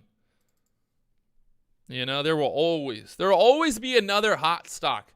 And the thing is, with CGIX, it's not even like this hasn't even been a hot stock in the sense that we just had really overall solid moves. Like that hasn't even happened. It's just been very choppy. I know someone said that it dipped, it ripped, but in general, it's still just not looking safe. I'm talking about, when we have those stocks that you see them and it's like, wow, like this thing, I got to buy this because it's just the way it's moving. Like it's just making just pushes, just pushing and just constantly pushing.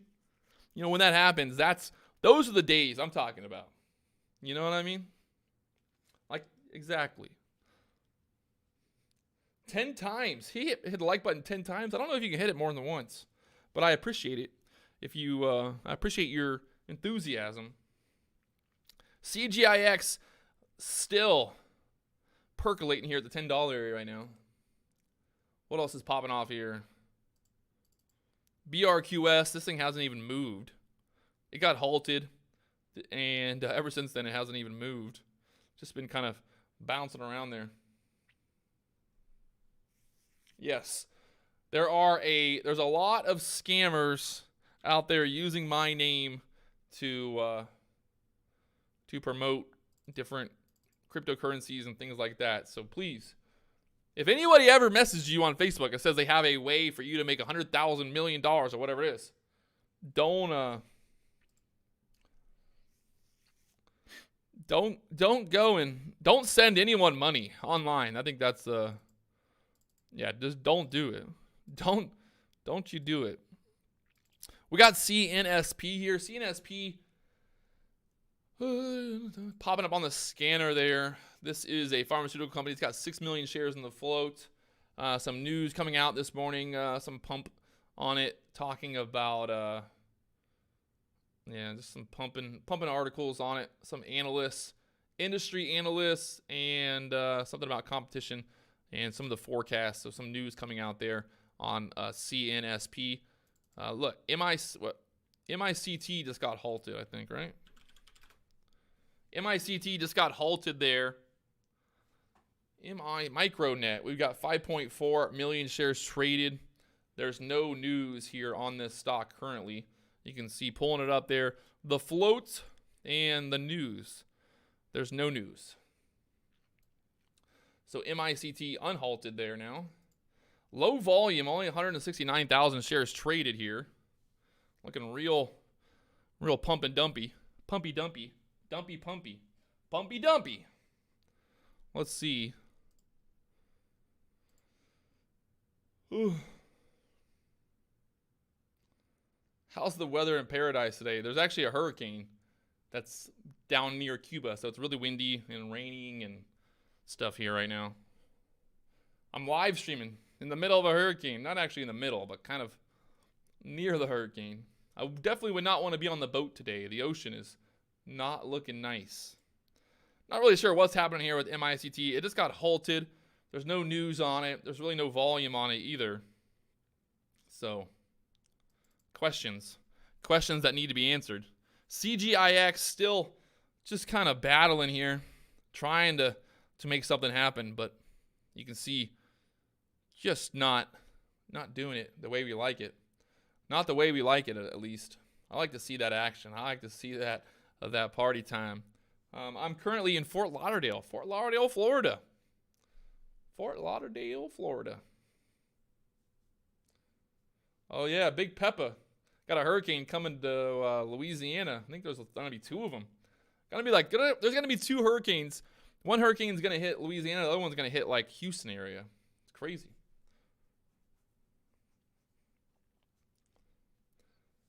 Do I have any shares to short on CJX? No shares to short. Is the ocean a little choppy? Just a little choppy. You know, there's like 10-foot waves out there right now. I should probably go surfing actually. Pompano Beach. I do a lot of fishing up in Pompano. Lighthouse Point area.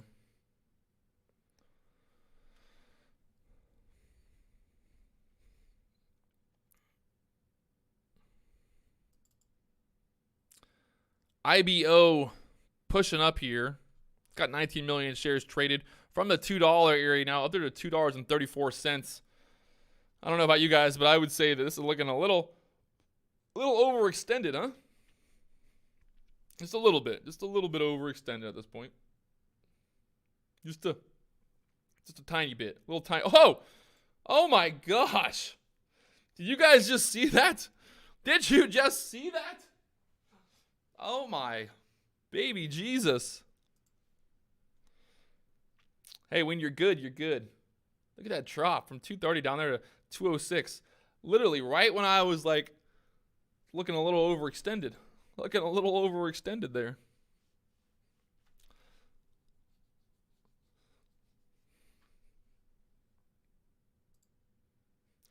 And CGIX also dipping down there to 925.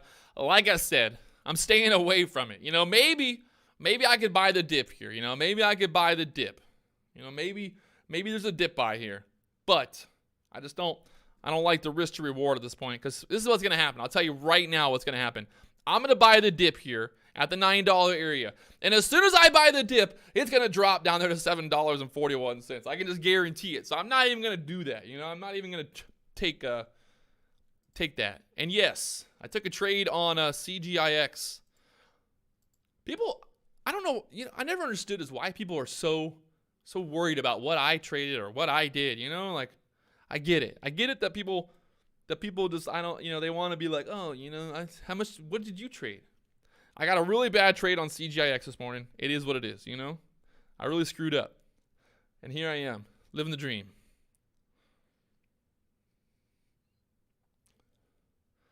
Right now, look at CJX just getting murdered. This is what I'm talking about.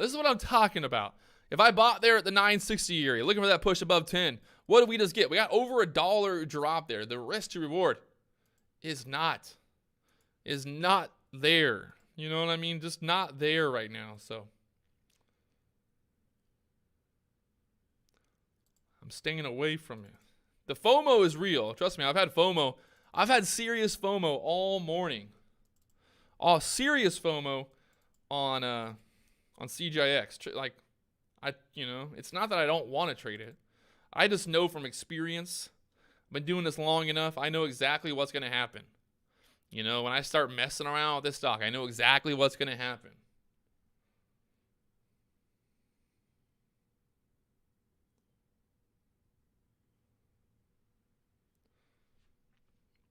Hey, I appreciate you. I appreciate all of you. Everybody watching, I appreciate you. I do. All the YouTube support. It's crazy. Who would have thought, Who would have thought? Who would have thought that a little country boy like myself, straight from the country, would one day have the #1 day trading channel on YouTube? I mean, who would have thought, live from the New York Stock Exchange. Who would have thought? Who would have thought? Bill, did you ever think? You didn't. Bill didn't. Bill didn't think that. Nope. A lot of haters out there. But here we are.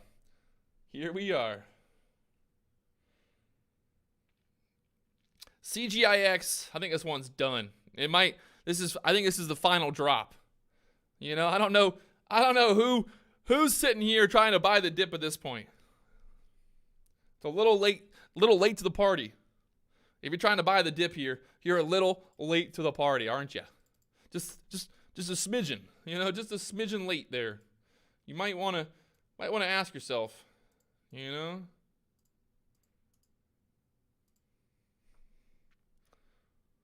I want to ask yourself, Robert, is your sister hot? You can marry your sister? Hey, you better be careful. Hiring your sister, volunteering your sister for a marriage. That could end badly.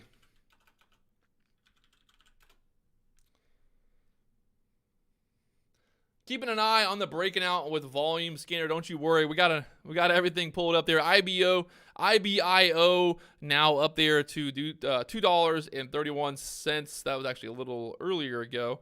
And GMDA just popped up there. We've also got a MRMA making a new high breakout, but I think the volume's pretty light on it. So let's look. Yeah, volume here. MRAM. This stock's up 11%, but look at the volume. It's got 145,000 shares traded. So that's a no-go from me. I'm gonna go ahead and just say that's a no. I'll just nope. I don't want none of that. I don't want none of that in my life. I'm trying to look see what's going on with Bitcoin right now. Bitcoin making a nice little move over the weekend. Exactly like I was looking for. Beautiful. I'm still thinking Bitcoin goes to 12,000 again this week. Does that volume scanner have any cost? Yes. The volume, the scanner that I use I think it's like $250 a month.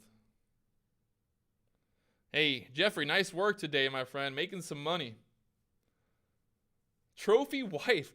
Robert's giving me a trophy wife right now. I love it. Who would have thought? Who would have thought that this morning I wake up, I go live on YouTube, and I then get offered a trophy wife? Who would have thought? That's just life, baby. That's life sometimes. P-Man, you got 3,000 shares short at 960. I'm still waiting for P-Man to send me my check. P-Man's making tons of money over there, but he's just not hooking up a brother from another mother. I'm using CMEG, if anyone's wondering, for my broker, for equities.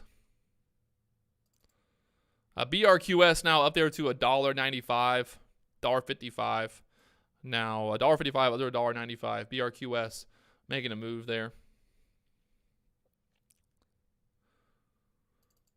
SONN this morning up there to 760, pulling back down there 380.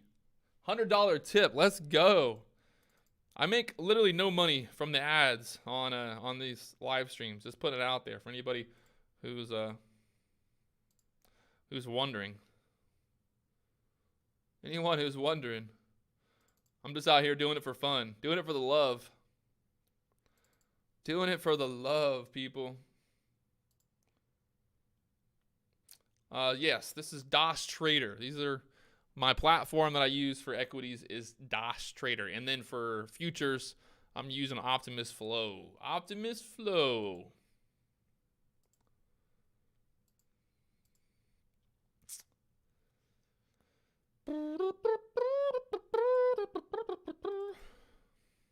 BRQS up there to $1.95, pulling back down there, $1.70 now. We've had a couple stocks moving around this morning, but nothing looking extremely like amazing. We've had a couple just like kind of pops and some drops and things like that. What's going on with gold? Everyone keeps asking about gold. What's up with gold today? Is gold, I don't even know. Is gold up? Is gold down? Let's look. Gold futures kind of bouncing around their 1950 area. Let's see if gold can get back above 2,000, keep that rally going.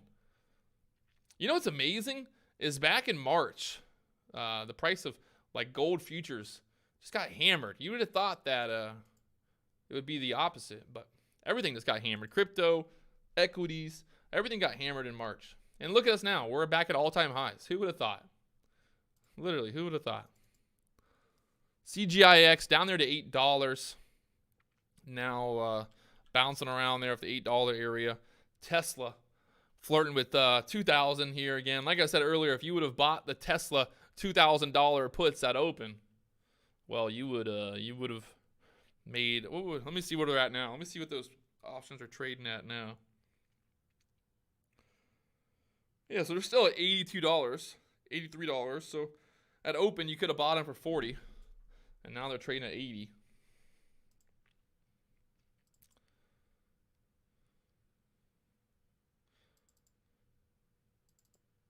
Just kind of going through the stocks that are popping up here. We just got HAPP. HAPP just popped up on the scanner, going from 220 up there to 248. What's the news here? Happiness Biotech. That's the name of the stock, actually. Look at this thing. Happiness Biotech. They just launched. Well, no, wait. That's old news. No news here. They've got 8 million shares in the float. And no new news. The last news on this stock was back on August 4th. So much happiness here. I'm guessing this is a pot stock. Medicinal and botanical manufacturing. I'm thinking that has something to do with some marijuana. Some marijuana. Devil's lettuce. Just thinking that. Bank of England, you're going to short later? So CGIX pushing back up there to the VWAP now from the $8 area, back up there, 874 multiple times, getting there below the VWAP. So this thing is looking real weak. If it can't hold $8, she's going to be just getting murdered here. She's going to get murdered, boys. Going to get murdered. Gonna get murdered. Got CATB, Cat B popping up there on the breaking out with volume scanner, but the volume, the scanner, you're not. What is this? How is this breaking out with volume? What's my? I need to change the settings on that. This thing's only got 700,000 shares traded so far. These 1 minute candles looking real weak. P-Man, another $1 million trade on CGIX today. Gosh. There she goes. Like I said, if it can't hold $8, it's going down. Get out the periscope. Ooh. That could be a new. I got an idea. I'm not gonna let you guys know exactly what the idea is yet, but I got an idea. I think this could really be a thing. You know, I'm gonna save it for another live stream. Another live stream. CGIX 780 now.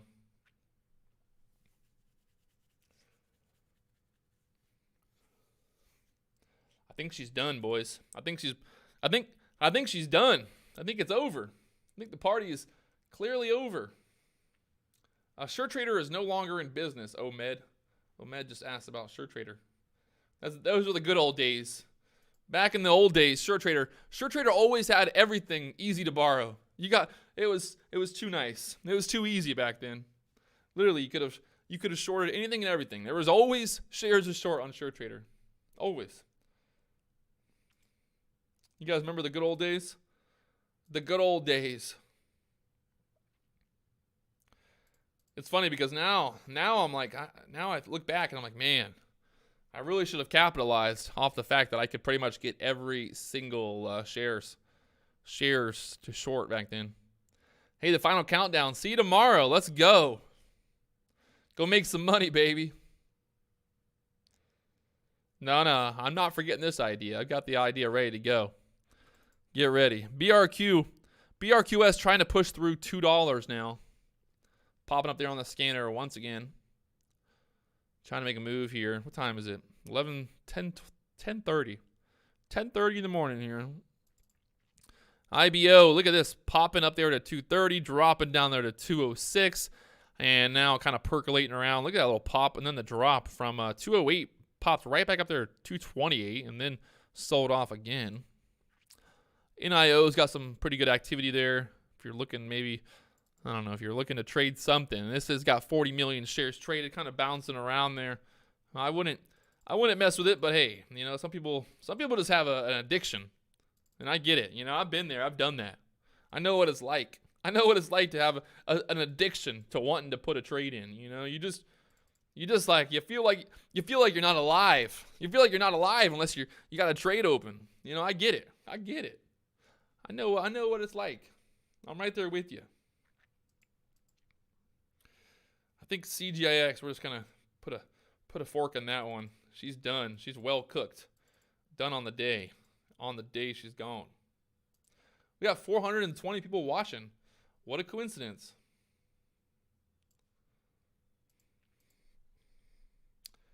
It is currently 10:30 in the morning here. If you guys got any questions, you want to talk about life, at this point I think we're pretty much kind of just sitting on our hands here, waiting for some opportunities. So if there's anything that's really if you've had a question, just waiting to ask me, you know, this might be your chance. Could be your chance here. So you just let me know. Funding secured. BRQS up there above $2, 205 now. It's up 130% here today. Looking a little overextended, I'd say at this point. Wouldn't I say it? I would say that. Looking a little overextended here. Should look for some type of pullback at this point. Who picks up guy dog shit? Oh, that's a good question. That's a real good question. That's a question that I guess I gotta do some research on. What's the benefits of a diverse portfolio? I mean, the benefits would basically be if all you own is Tesla. If the only stock that you own in your portfolio is Tesla, well, your portfolio is going to be based directly on the performance of Tesla. If you have 20 stocks in your portfolio and you're kind of evenly distributed, you know, sometimes one stock goes up, one stock goes down, one stock goes up, you know, like it's all about diversification, baby. Finding some hot stocks that's what I do with crypto as well, with my cryptocurrency portfolio. Where do you go for more news? Currently, I just use the trade ideas information here, so I can basically click on BRQS just by clicking on the scanner. It ends up populating right there in the news thingamajiggy, and I can see that's what's going on. BRQS got a $15 million deal for a mobile point of sale device in India.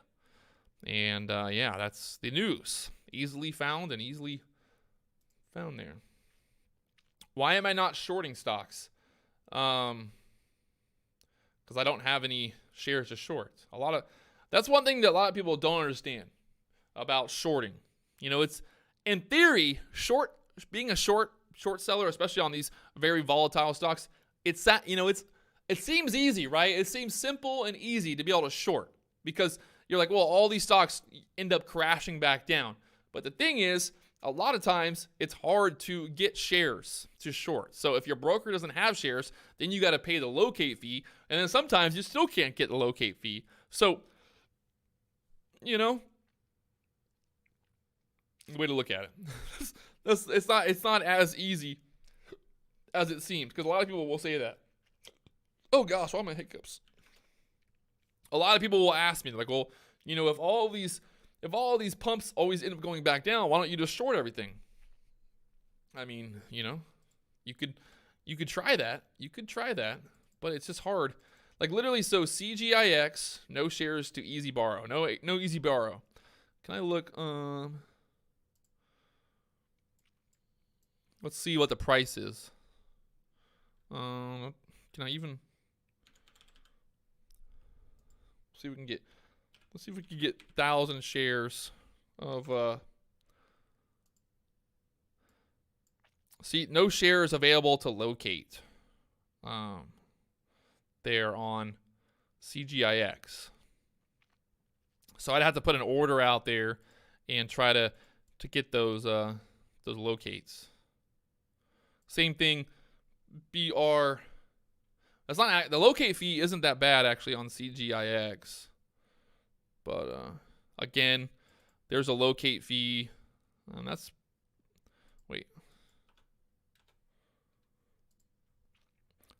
yeah. See, so on BRQS, there's a 1 cent locate fee per share, and not even let me locate there either.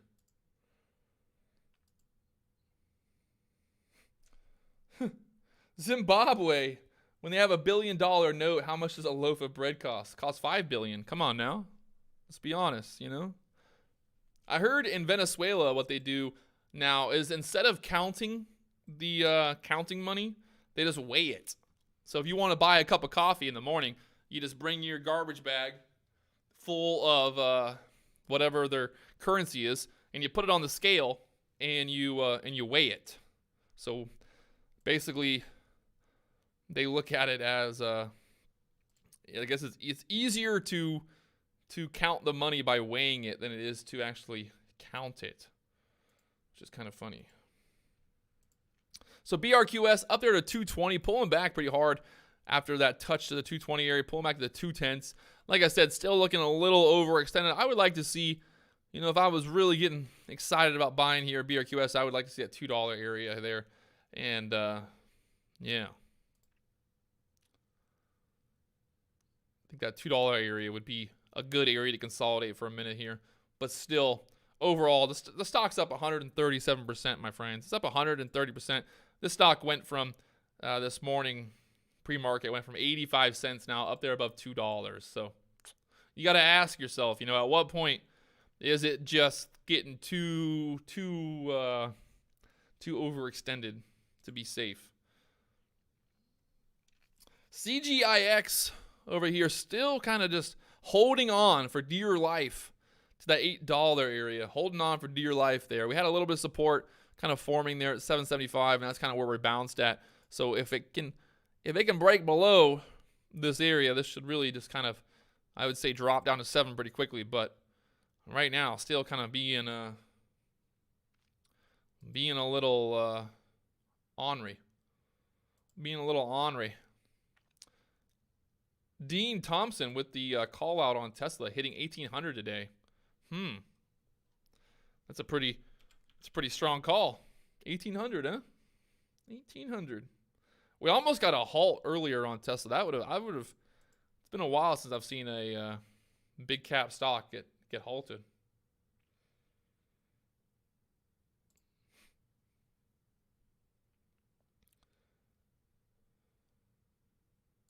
$1 trillion note, Zimbabwe, baby. Bunch of trillionaires over there. You guys know how many how many billions are in a trillion? There's a lot of billions in a trillion. I forgot the exact amount. Like I think it was like a football. Like if you had a football field and you stacked up pallets of like $100 bills, it would literally be like a mile long of like how many $100 bills on pallets you would stack up. There's a website that shows you. Crazy. It's a lot of money. $1 trillion is a lot of money. A lot of money. And good thing Apple's worth $2 trillion now. Apple up there to 507, pulling back down to the 500. I mean, I know the amount of billions in a trillion, but I'm talking about like if you actually had $100. If you had a bunch of $100 bills and you had like, you had pallets of $100 bills. You know how many $100 bill pallets? How many pallets you'd have? You have a lot of pallets. BRQS pulling back 202. Like I said, was looking for that little $2 touch there. It got to a low of 202 now, and still squeezing back up there.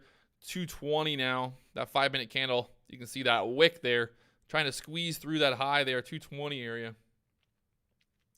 Trying to get going here. Keeping an eye on the scanner for you guys. Don't you worry. BRQS really is the only thing that's popping up with volume here. Got 50 million shares traded now. This thing looking, it's similar. I feel like this move is similar to Gevo the other day. Remember Gevo kind of just grinding, kept grinding higher. Like it just, every pullback, it would just grind, just grind that grinding there.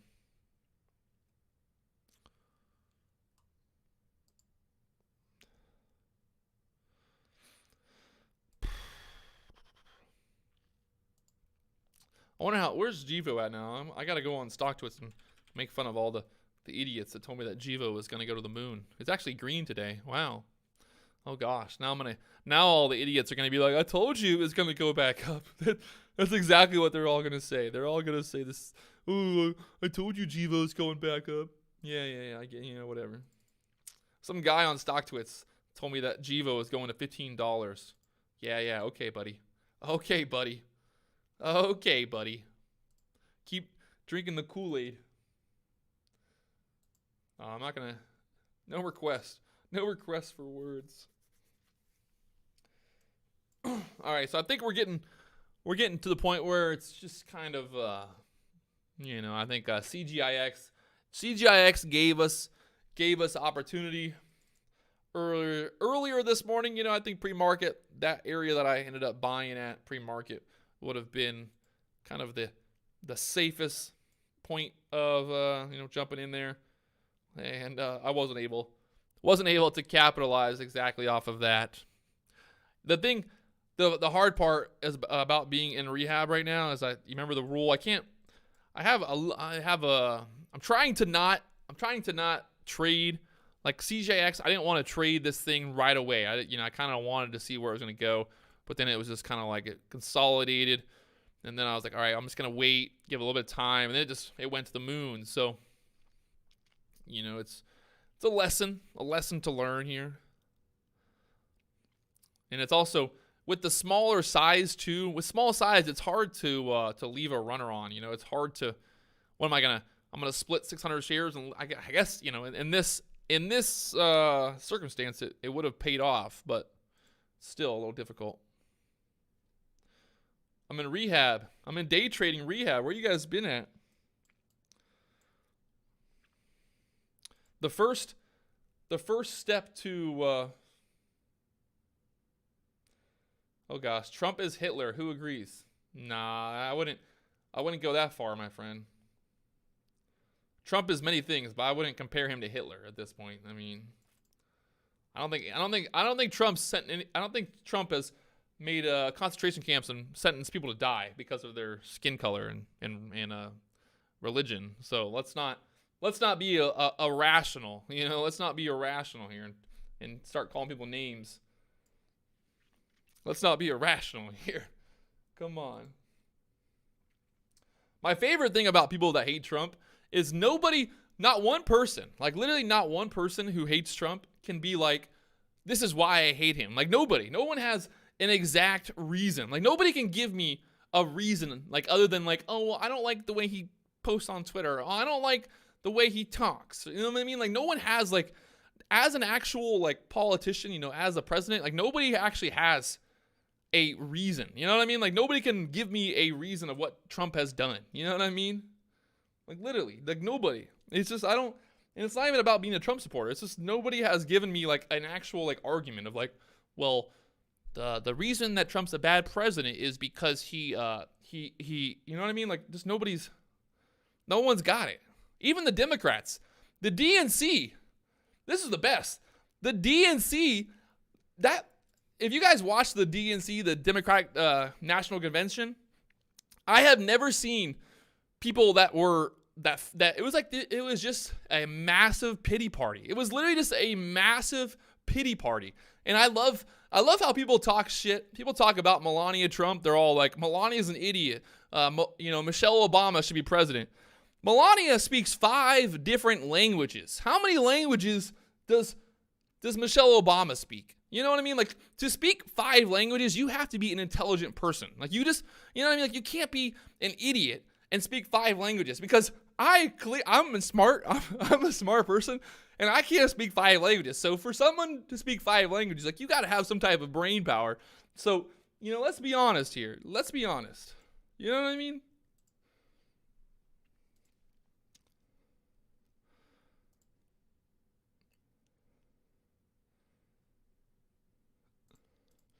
Presidents shouldn't mislead or directly lie. I mean, come on. What politicians don't lie? I mean, the new Kamala Harris? She's lying about everything. The woman put people in jail for marijuana and then laughed about it. And now she's all like, "Oh no, we're going to get rid of, you know, that stuff." It's like, you can't change your story, you know? Don't change your story when it benefits you.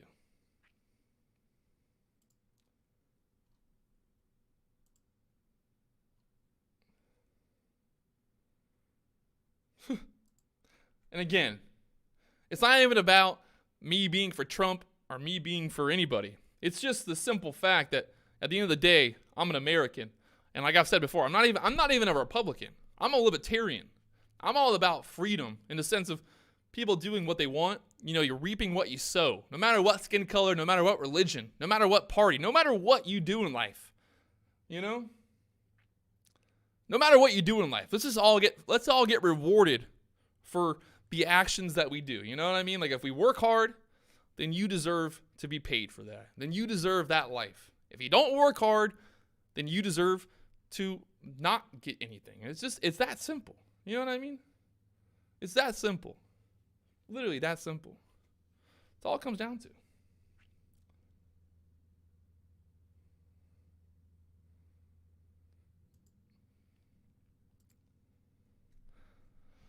Woo! Where are we at? We're at 10:45. We got about another 15 minutes here. Oh, you know, I got to give respect. Like Tulsi, she's a Democratic, Democratic representative from Hawaii. She tore into Kamala Harris, and she's actually a Democrat. So it's like, you know, at the end of the day, no matter what party you are, like people are gonna call you out. You know.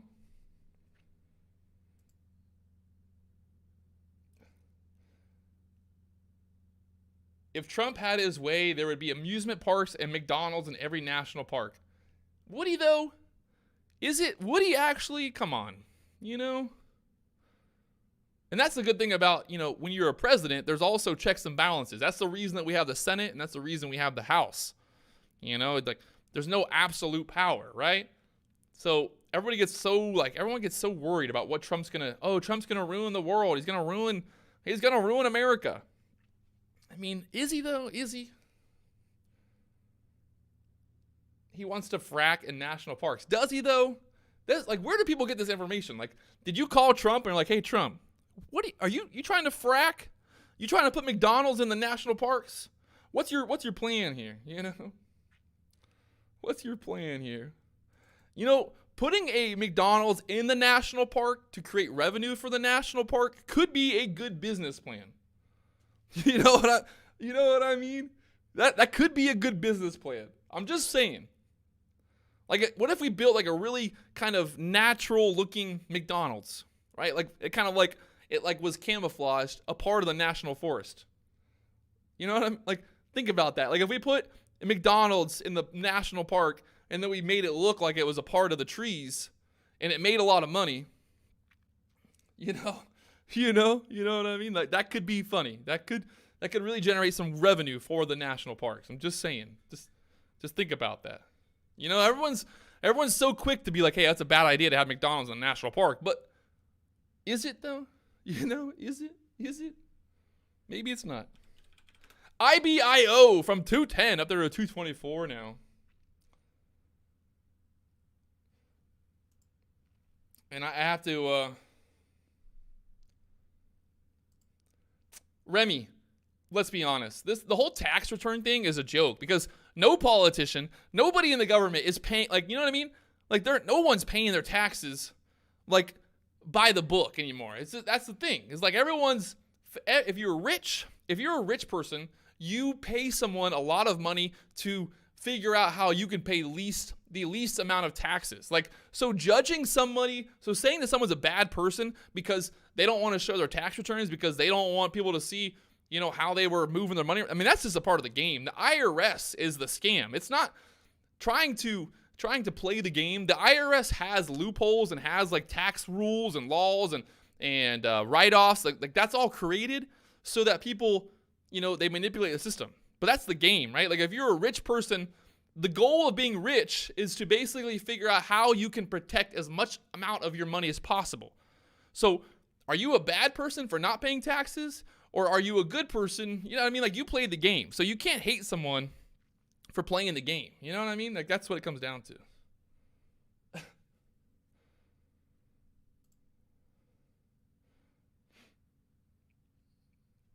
Hey, there we go.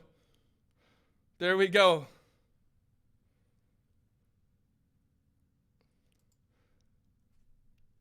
I mean, but also the thing is, like, we've never had, it's, who cares? Yeah, I mean, people get so caught up. Like, what is it going to change? Like, what is it going to change? Like,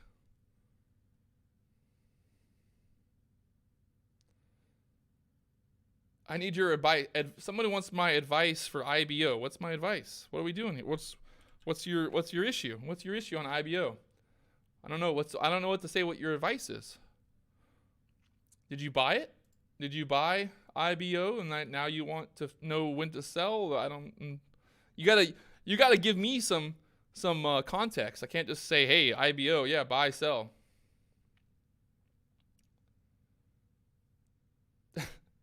Don't worry. The stream's gonna be over here pretty soon anyway. Once we start talking about politics, the market's pretty much dead at that point. So, why would we need to know Soros gave Trump over 200 million? Soros didn't give Trump 200 million. You know what I mean? We all know who Soros is giving his money to. He ain't giving it to Trump. He ain't. I need to buy. What does that mean? I need to buy? What do you need to buy what? I'm just confused. I'm just so confused. Can you suggest sources from which I can study this and do intra-day trading? Crystal Ball, my middle name. YouTube. There's a million videos on YouTube. So if you want to check out day trade, learn more.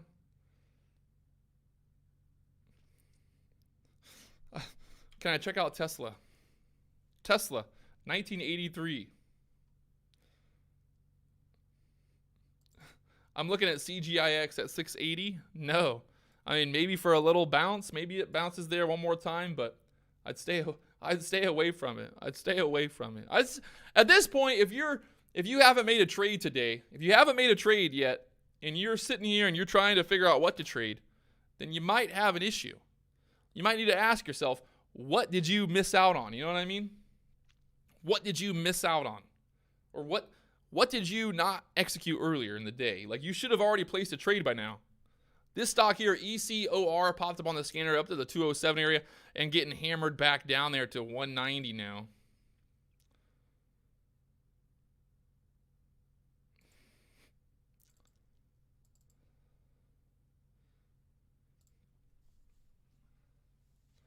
Do, do, do, do, do.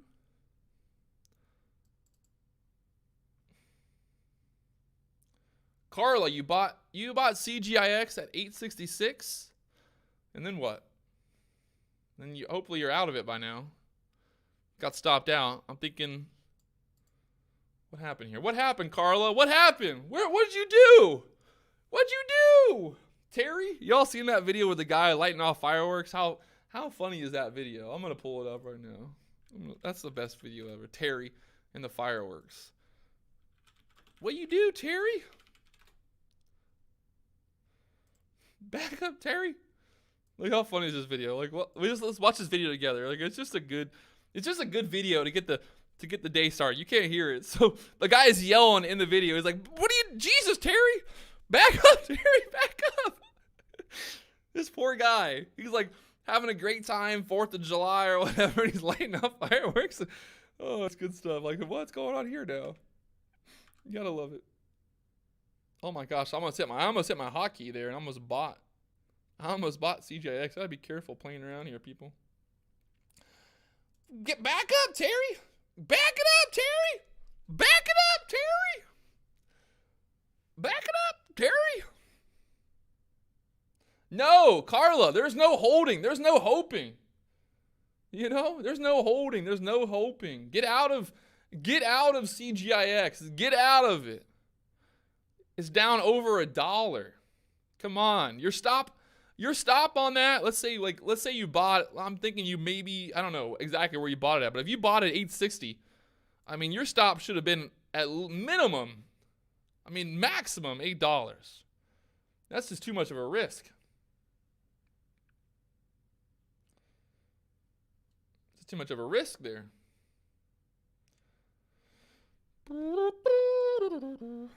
BRQS bouncing here off the VWAP. Back up there to $2 now. Bouncing around here. I'm just waiting. I'm being like a ninja, right? This is my plan this week, people. I'm just going full ninja, right? I'm going full ninja mode. I'm just waiting patiently in the shadows. In the shadows, waiting to pounce. Any advice on how to stop being stupid? Carla. I don't know. Carla, tell me I want to know where you bought it at. Like, tell me exactly where your order was. What was your thought process? Let's do this. Let's do it right now. We're having an intervention with Carla. We're going to stop her from doing stupid, stop being stupid. So Carla, you tell me, I want to know where you bought CGIX at. In the shadows. Yeah, Miami, baby. No, don't buy CGIX. Stay away from it. Why is people are so weird. Why do people want to buy this stock? Carla, I'm here for you. I got another 10 minutes. I'm trying to figure out what your thought process was. Where did you buy it? What time? Just tell me what candle you bought it on. Like the exact time. What time did you buy CGIX?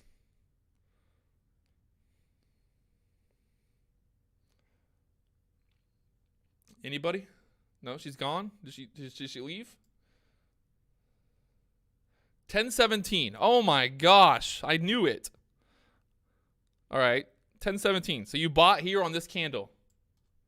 Carla. 10:17.24. So pretty much on this candle, she bought there at 860. The next candle, the next candle dropped all the way down there to 819. So we'll just do a little something here. So Carla bought here on this candle, that red candle right there. That's Carla's buy. Is there a reason you didn't buy here, Carla? There's a reason you didn't buy here? Is there a reason like you didn't buy here? What was your thought process to wanting to buy there? That's what I'm trying to figure out. What was the thought process to buying on that candle? If you, Carla, if you were sitting here from 9:30 in the morning till 10:17 and all of a sudden, no, don't do it. Here's the thing too. Let's count this out. How many dips do we have? We had 1 dip, 2 dips, 3 dips. This is the 4th dip, right? That's the 4th dip on this thing, right? The 4th dip. And look how big that red candle is. See how big? That's a big old red candle, right? That's a big old red candle there. So it gets to a point where the dips become less and less of a dip and they just become a sell-off. And that's the way I look at it. The more and more that this dips, the better the chance that there's going to be that big sell-off to come. I'm not trying to be mean. I'm just trying to get that point across here. That's just too big of a dip. You know what I mean? That's just way too big of a dip. From 985 down there to 881. So we had a full $1 dip here. That's just way too much of a dip to try to buy the wash out there. Way too big of a dip. You can see earlier on these pullbacks, you got 1, 2, 3, you got multiple candles on these dips. So it wasn't just like one big sell-off. But look at this. This is just a big old engulfing red candle,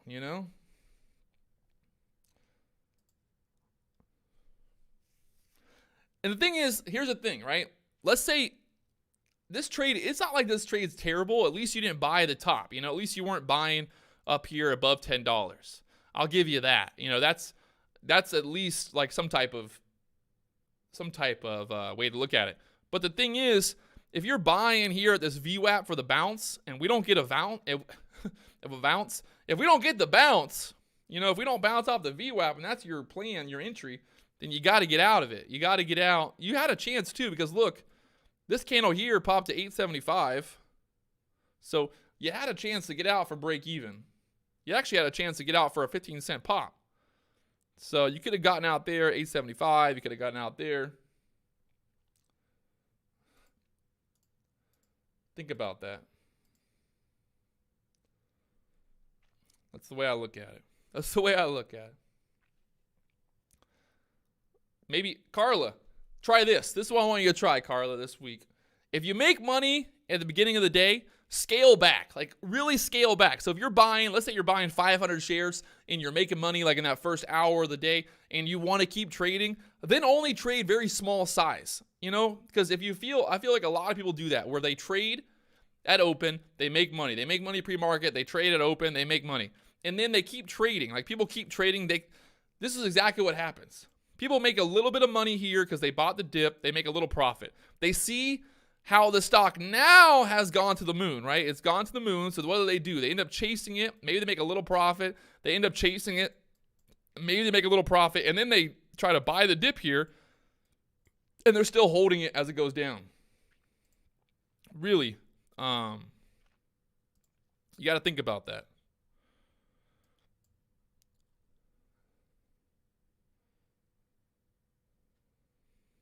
That's exactly why people lose money in the market, because you end up making a little bit of money, right? You end up making a little bit of money. The stock ends up rallying. So like people who bought here at 7, the stock went all the way above 8. So people bought there at 7. They made a little bit of profit. It rallied up. They end up chasing it. They end up getting out for a loss. They give back profits. They end up chasing it again. They make a little bit of profit. They're green on the day. They keep chasing it. And then all of a sudden, that final death blow comes in there and crushes the stock. So that's the way to look at it there, And the problem now is that, hoping and praying is a dangerous game. There's a chance. There's always a chance that CGIX maybe squeezes back up here. There's always that chance. But that chance is going to get less and less the further we go down. So we get to the point where this stock's at $5. The chance of it squeezing back to $8.60 is going to get much, much smaller as we go. But yeah, you gotta think about that mental aspect. That's exactly what I've been trying to battle here.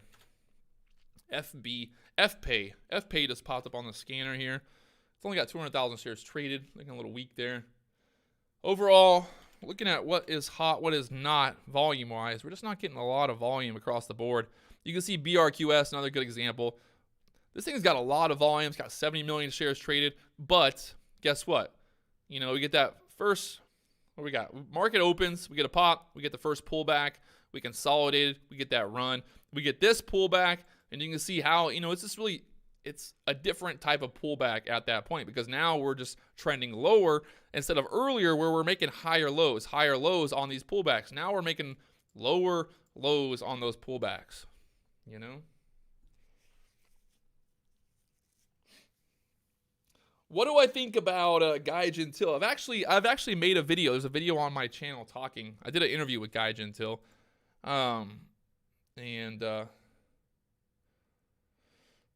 What do I think? I think Guy Gentile is definitely a legend in the small cap world. Definitely a legend. People ask. He only has 50 people in his chat. Honestly, it's just the minute that you start charging people for anything, no matter how good of a marketer you are, it just becomes very difficult to, to convince people to pay money. You know, it's like I can do this live stream for free all week long, right? And people love it. They come in, they watch it for free. But the minute that I start if I charge people $10 a month, if I just charge $10 a month, that there's going to be probably only 25%, maybe 10% of the people who are willing to watch it for free who are going to come watch. So it's not even about Guy Gentile being bad at marketing. It's just the fact that people are just very cheap and they're all about free stuff. But the minute that you have to pay $10 a month to watch the live stream, it's like, whoa, ain't doing that. But it's funny because people are totally like Carla, for example. She's totally fine trading and losing hundreds of dollars. You know, losing $100 is nothing. Wow, cool, I lost $100. But to pay $10, that's just way too expensive. And that's why I always laugh about with like commissions and brokers. People back in the day, people were always like, you know, I want free commissions. I'm using Robinhood because free commissions. And Robinhood was the worst platform ever. This is like back 2 or 3 years ago when Robinhood first came out and they had free commissions. Everybody thought that free commissions was the best thing ever. And then they found out that it wasn't. But they were all like, I'd rather have free commissions and get screwed. You know what I mean? It's not worth $10. Beecher, yo, this live stream's worth way more than $10. I know there's chat rooms out there that are charging hundreds of dollars a month to do literally nothing. Do nothing. You know what I mean? Don't try to devalue this. Don't try to devalue this. Who else? This is what I want to know. Who else is live at the New York Stock Exchange right now? Anybody? No, they're not. Will Karaman. I feel bad. I feel bad for Will Karaman, honestly. It's no longer a joke anymore. Honestly, like, you know, and the thing is, what people don't understand, you know, what people don't understand is that there's serious consequences. There's serious consequences to trading, to YouTube. You know, like I know people they don't get it because they think it's all a joke, and I know people like the haters. You know, everyone's a hater and everyone likes to talk shit, but it's like there's serious consequences to this world that we live in now. You know, with social media, with everything, you know, when people attack other people, like especially someone like Will, who's clearly mentally unstable, you know, you just got to feel bad. I honestly feel bad at this point. You know, I've made jokes in the past about Will, but I honestly, like, I wish that there was more awareness, you know, because it's really, there's a I don't know what to call it. I think with the YouTube, with just the social media thing, it really does, it can be very dangerous. It can be very dangerous. And I've felt, you know, I've had my little meltdowns or whatever, and I've felt, you know, I've felt types of depression and sadness, you know, from it. I think Will Karaman just kind of went off the deep end. He's been getting big into drugs and stuff. And obviously I've got a history, I don't personally have history, but my family history, you know, with drugs and stuff. So, you know, I feel bad for the guy. Honestly, I feel bad for him. It's no longer a joking matter, really, I think, at this point.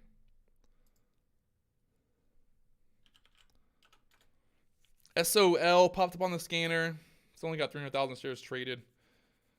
And yeah, I'm looking a little funky. Kind of a dark subject to end the live stream on here. But like I said, I think people you know, like it's real life, you know, like this is real life. Trading, the whole YouTube thing, like I know it seems like a joke. Hey, Carla, you better get ready. If this thing gets back up there, like, I mean, oh my gosh, I hope she's at least taking something here. CGIX trying to push back above 8, getting denied there.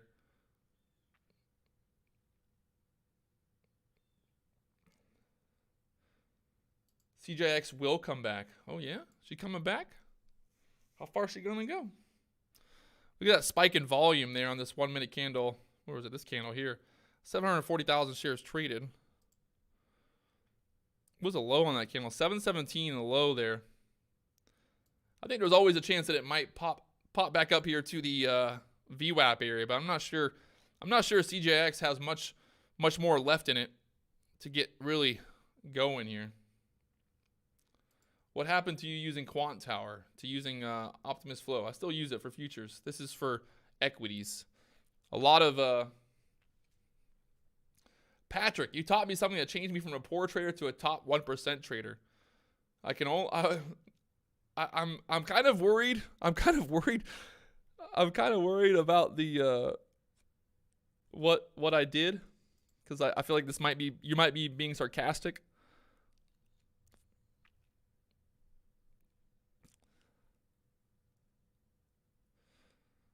I don't know.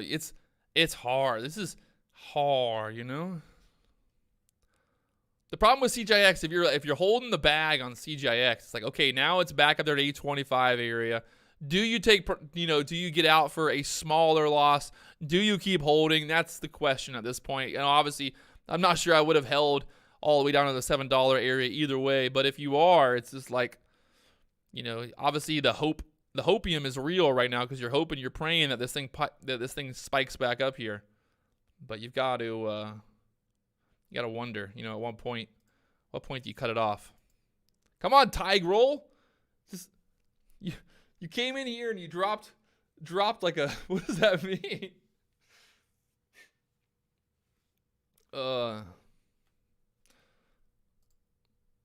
I think at some point, James, Optimus Flow, they're talking about offering equities on that platform as well. I would much rather probably do that as well. The thing is, at the end of the day, DOS Trader is just so simple, and it looks like rudimentary. Like, it looks like something from 1980s, in terms of like Nintendo. Like, it just looks old, But it just is, it's simple. Look at that big buyer, 785, trying to hold it up there, spoofing it. You guys see that on level 2? Big old buyer.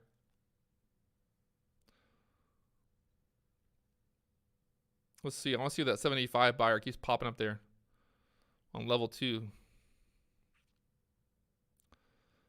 He made an 87% gain this morning on his teaching. Well, what was the teaching? Come on, I even want to know at this point, because I need to remind myself. What stock did you buy? What stock did you buy? What stock did you sell? What was the breakdown?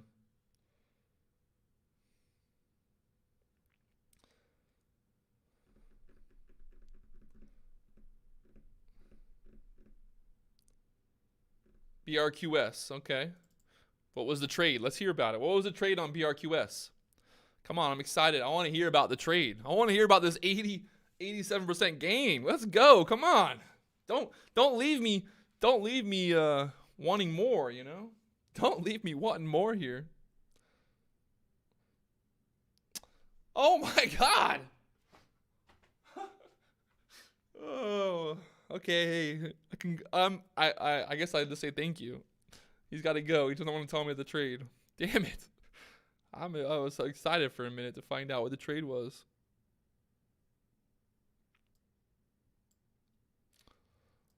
Real tease there. Real tease.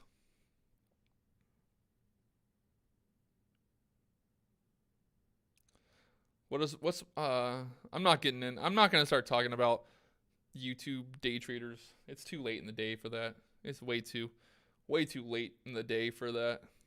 I don't even want to. I'm not even going down that rabbit hole.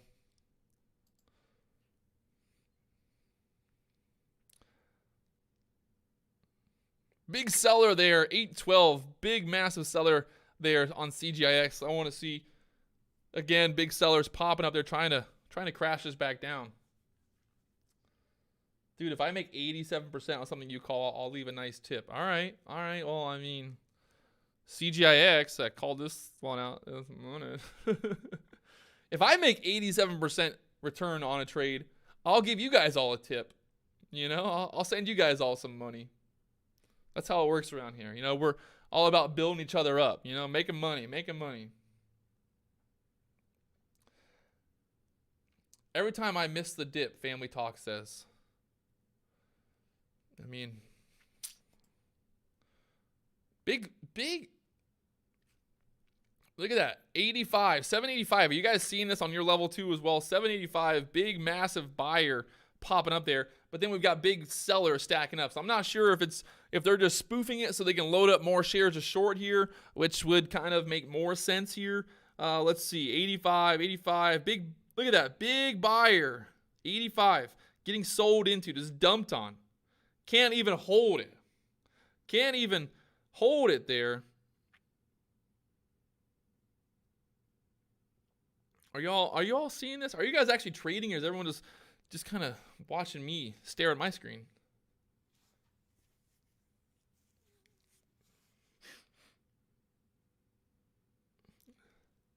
That big buyer just got dumped on, but now we're still holding that 780 area. NQ headed lower around noon. Good point. I'm gonna be live streaming every morning now, 8:30 Eastern. Live streaming is the new hot thing.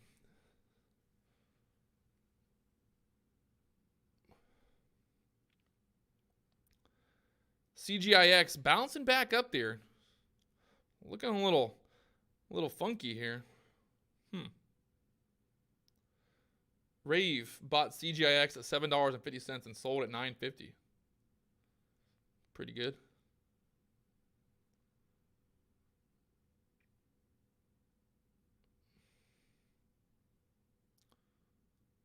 Pretty good.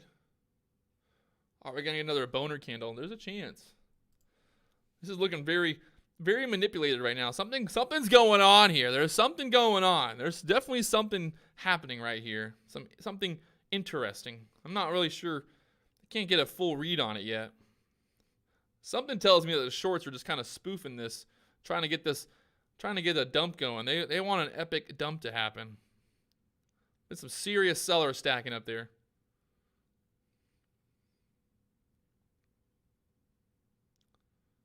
Is a flaccid candle opposite of a boner candle? Yeah. A flaccid candle just doesn't really do much. How to trade a boner? $1 million question, my friends. All right, so I'm just kind of sitting back here for my own personal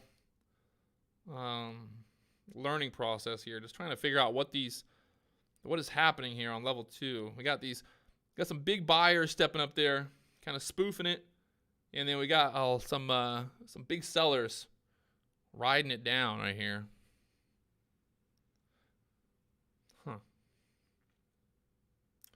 Let's see the game. Like I said, I want to see if this is the game they're playing, if the shorts are just kind of sitting there, spoofing it, trying to show that there's buyers so they can keep loading up short here.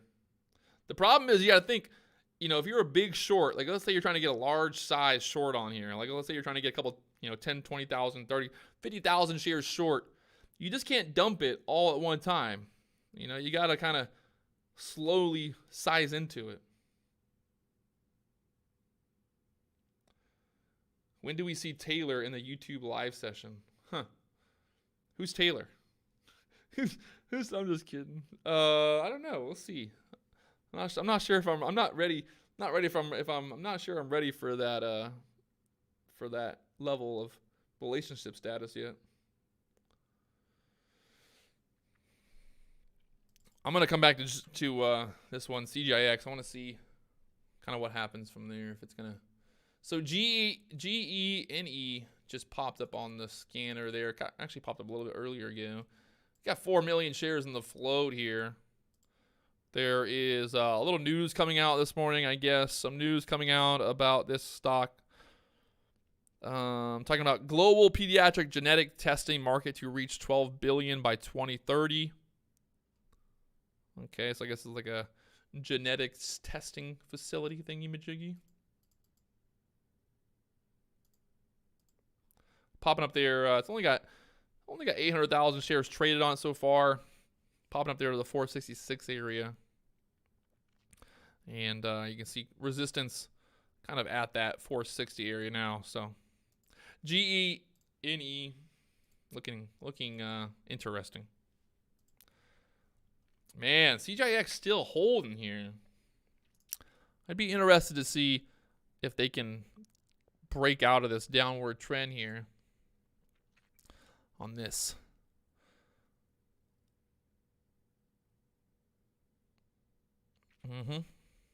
So, what do we learn, kiddies? What did we learn here? I would say this thing was being definitely manipulated there at the $8 area.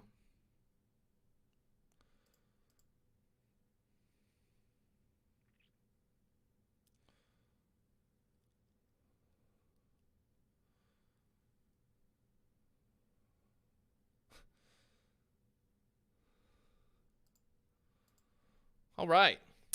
So there it is. Another day, another dollar. Made a little bit of money today. Just kind of getting back into it. Day trader rehab.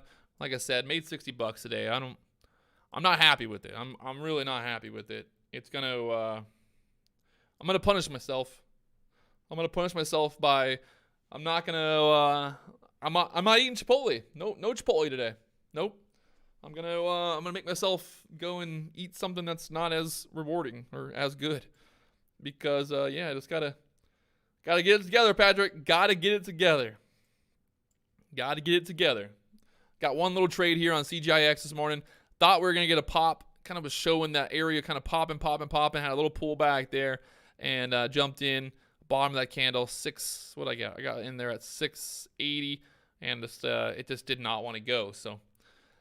Yep, that's the name of the game today. We're going to have to just be a little bit more patient, make sure that we are, really kind of looking for that breakout. I think that buying that dip there just, you can see how much easier this trade would have been if I would have just kind of waited and looked for that breakout later on there.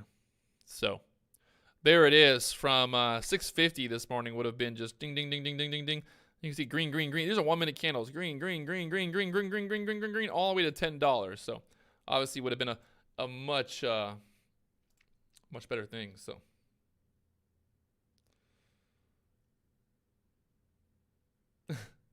Carla, 1 share. If you made money this morning, the issue isn't your trading. Your issue is your stop loss. You got to cut off your losers. You know what I mean? You got to cut off your losers. That's all it comes down to. People don't lose money day trading because they're not good. The biggest reason people lose money is because they don't cut off their losers. You got to cut off your losers. I mean, that's all it comes down to. You can't hold losers. If the trade doesn't work out, if the risk to reward doesn't work out, then you just gotta walk away. You gotta walk away, my friends.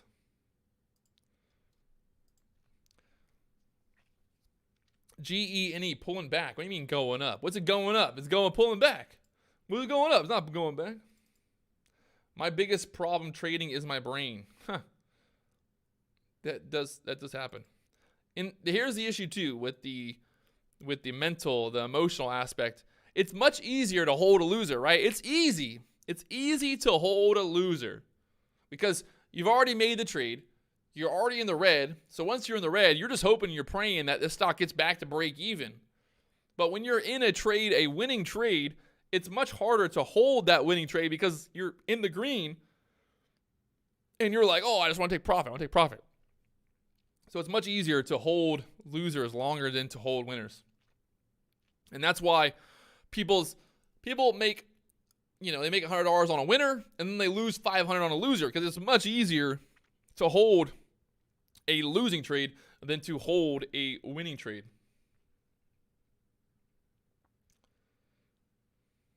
Much easier. Hoping, praying, baby. Hoping and praying. So there it is. It's 11:22. If you guys haven't already, do me one favor. Hit that like button. Let's not be greedy. I don't want to be greedy here, but help me help you. Just hit that like button. There it is. CGIX. Like I said, there was definitely something going on at that $8 area, and I think we figured it out. Those shorts were definitely kind of spoofing it and trying to hold it up there. And look at it now, from $8 down there to $7.37. So I would put money on it that CGIX is done for the day. I don't know if I'd put money on it because I can't short it, but in general, I would just, if you're still holding CGIX and you're holding the bag, let's be honest, people. You got to be honest here. At some point, this stock is just gonna sell off here and get back down. It's up. I mean, look at this thing. It's up 150%. Even at this point, it's up 150%. Earlier, it was up 300%. Still got lots of room to go back down. Yesterday, or on Friday, the stock price was $3. So look at it. Hey, Patrick, have you ever looked into price action trading rather than pattern trading? I would say that I do both, don't I? Oh, my stomach hurts for some reason here. SOL popped up there on the scanner.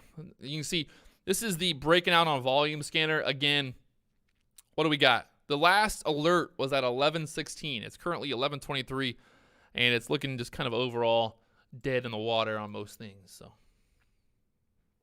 there it is. If you guys haven't already, don't be afraid to hit that subscribe button, all the buttons down there somewhere. Just help me help you. So on that note, I'll see you guys tomorrow morning at 8:30 a.m. I'm not doing this for fun. I'm doing it for money. To make some money, baby. Let's go. Let's go. Let's go. Let's go. All right.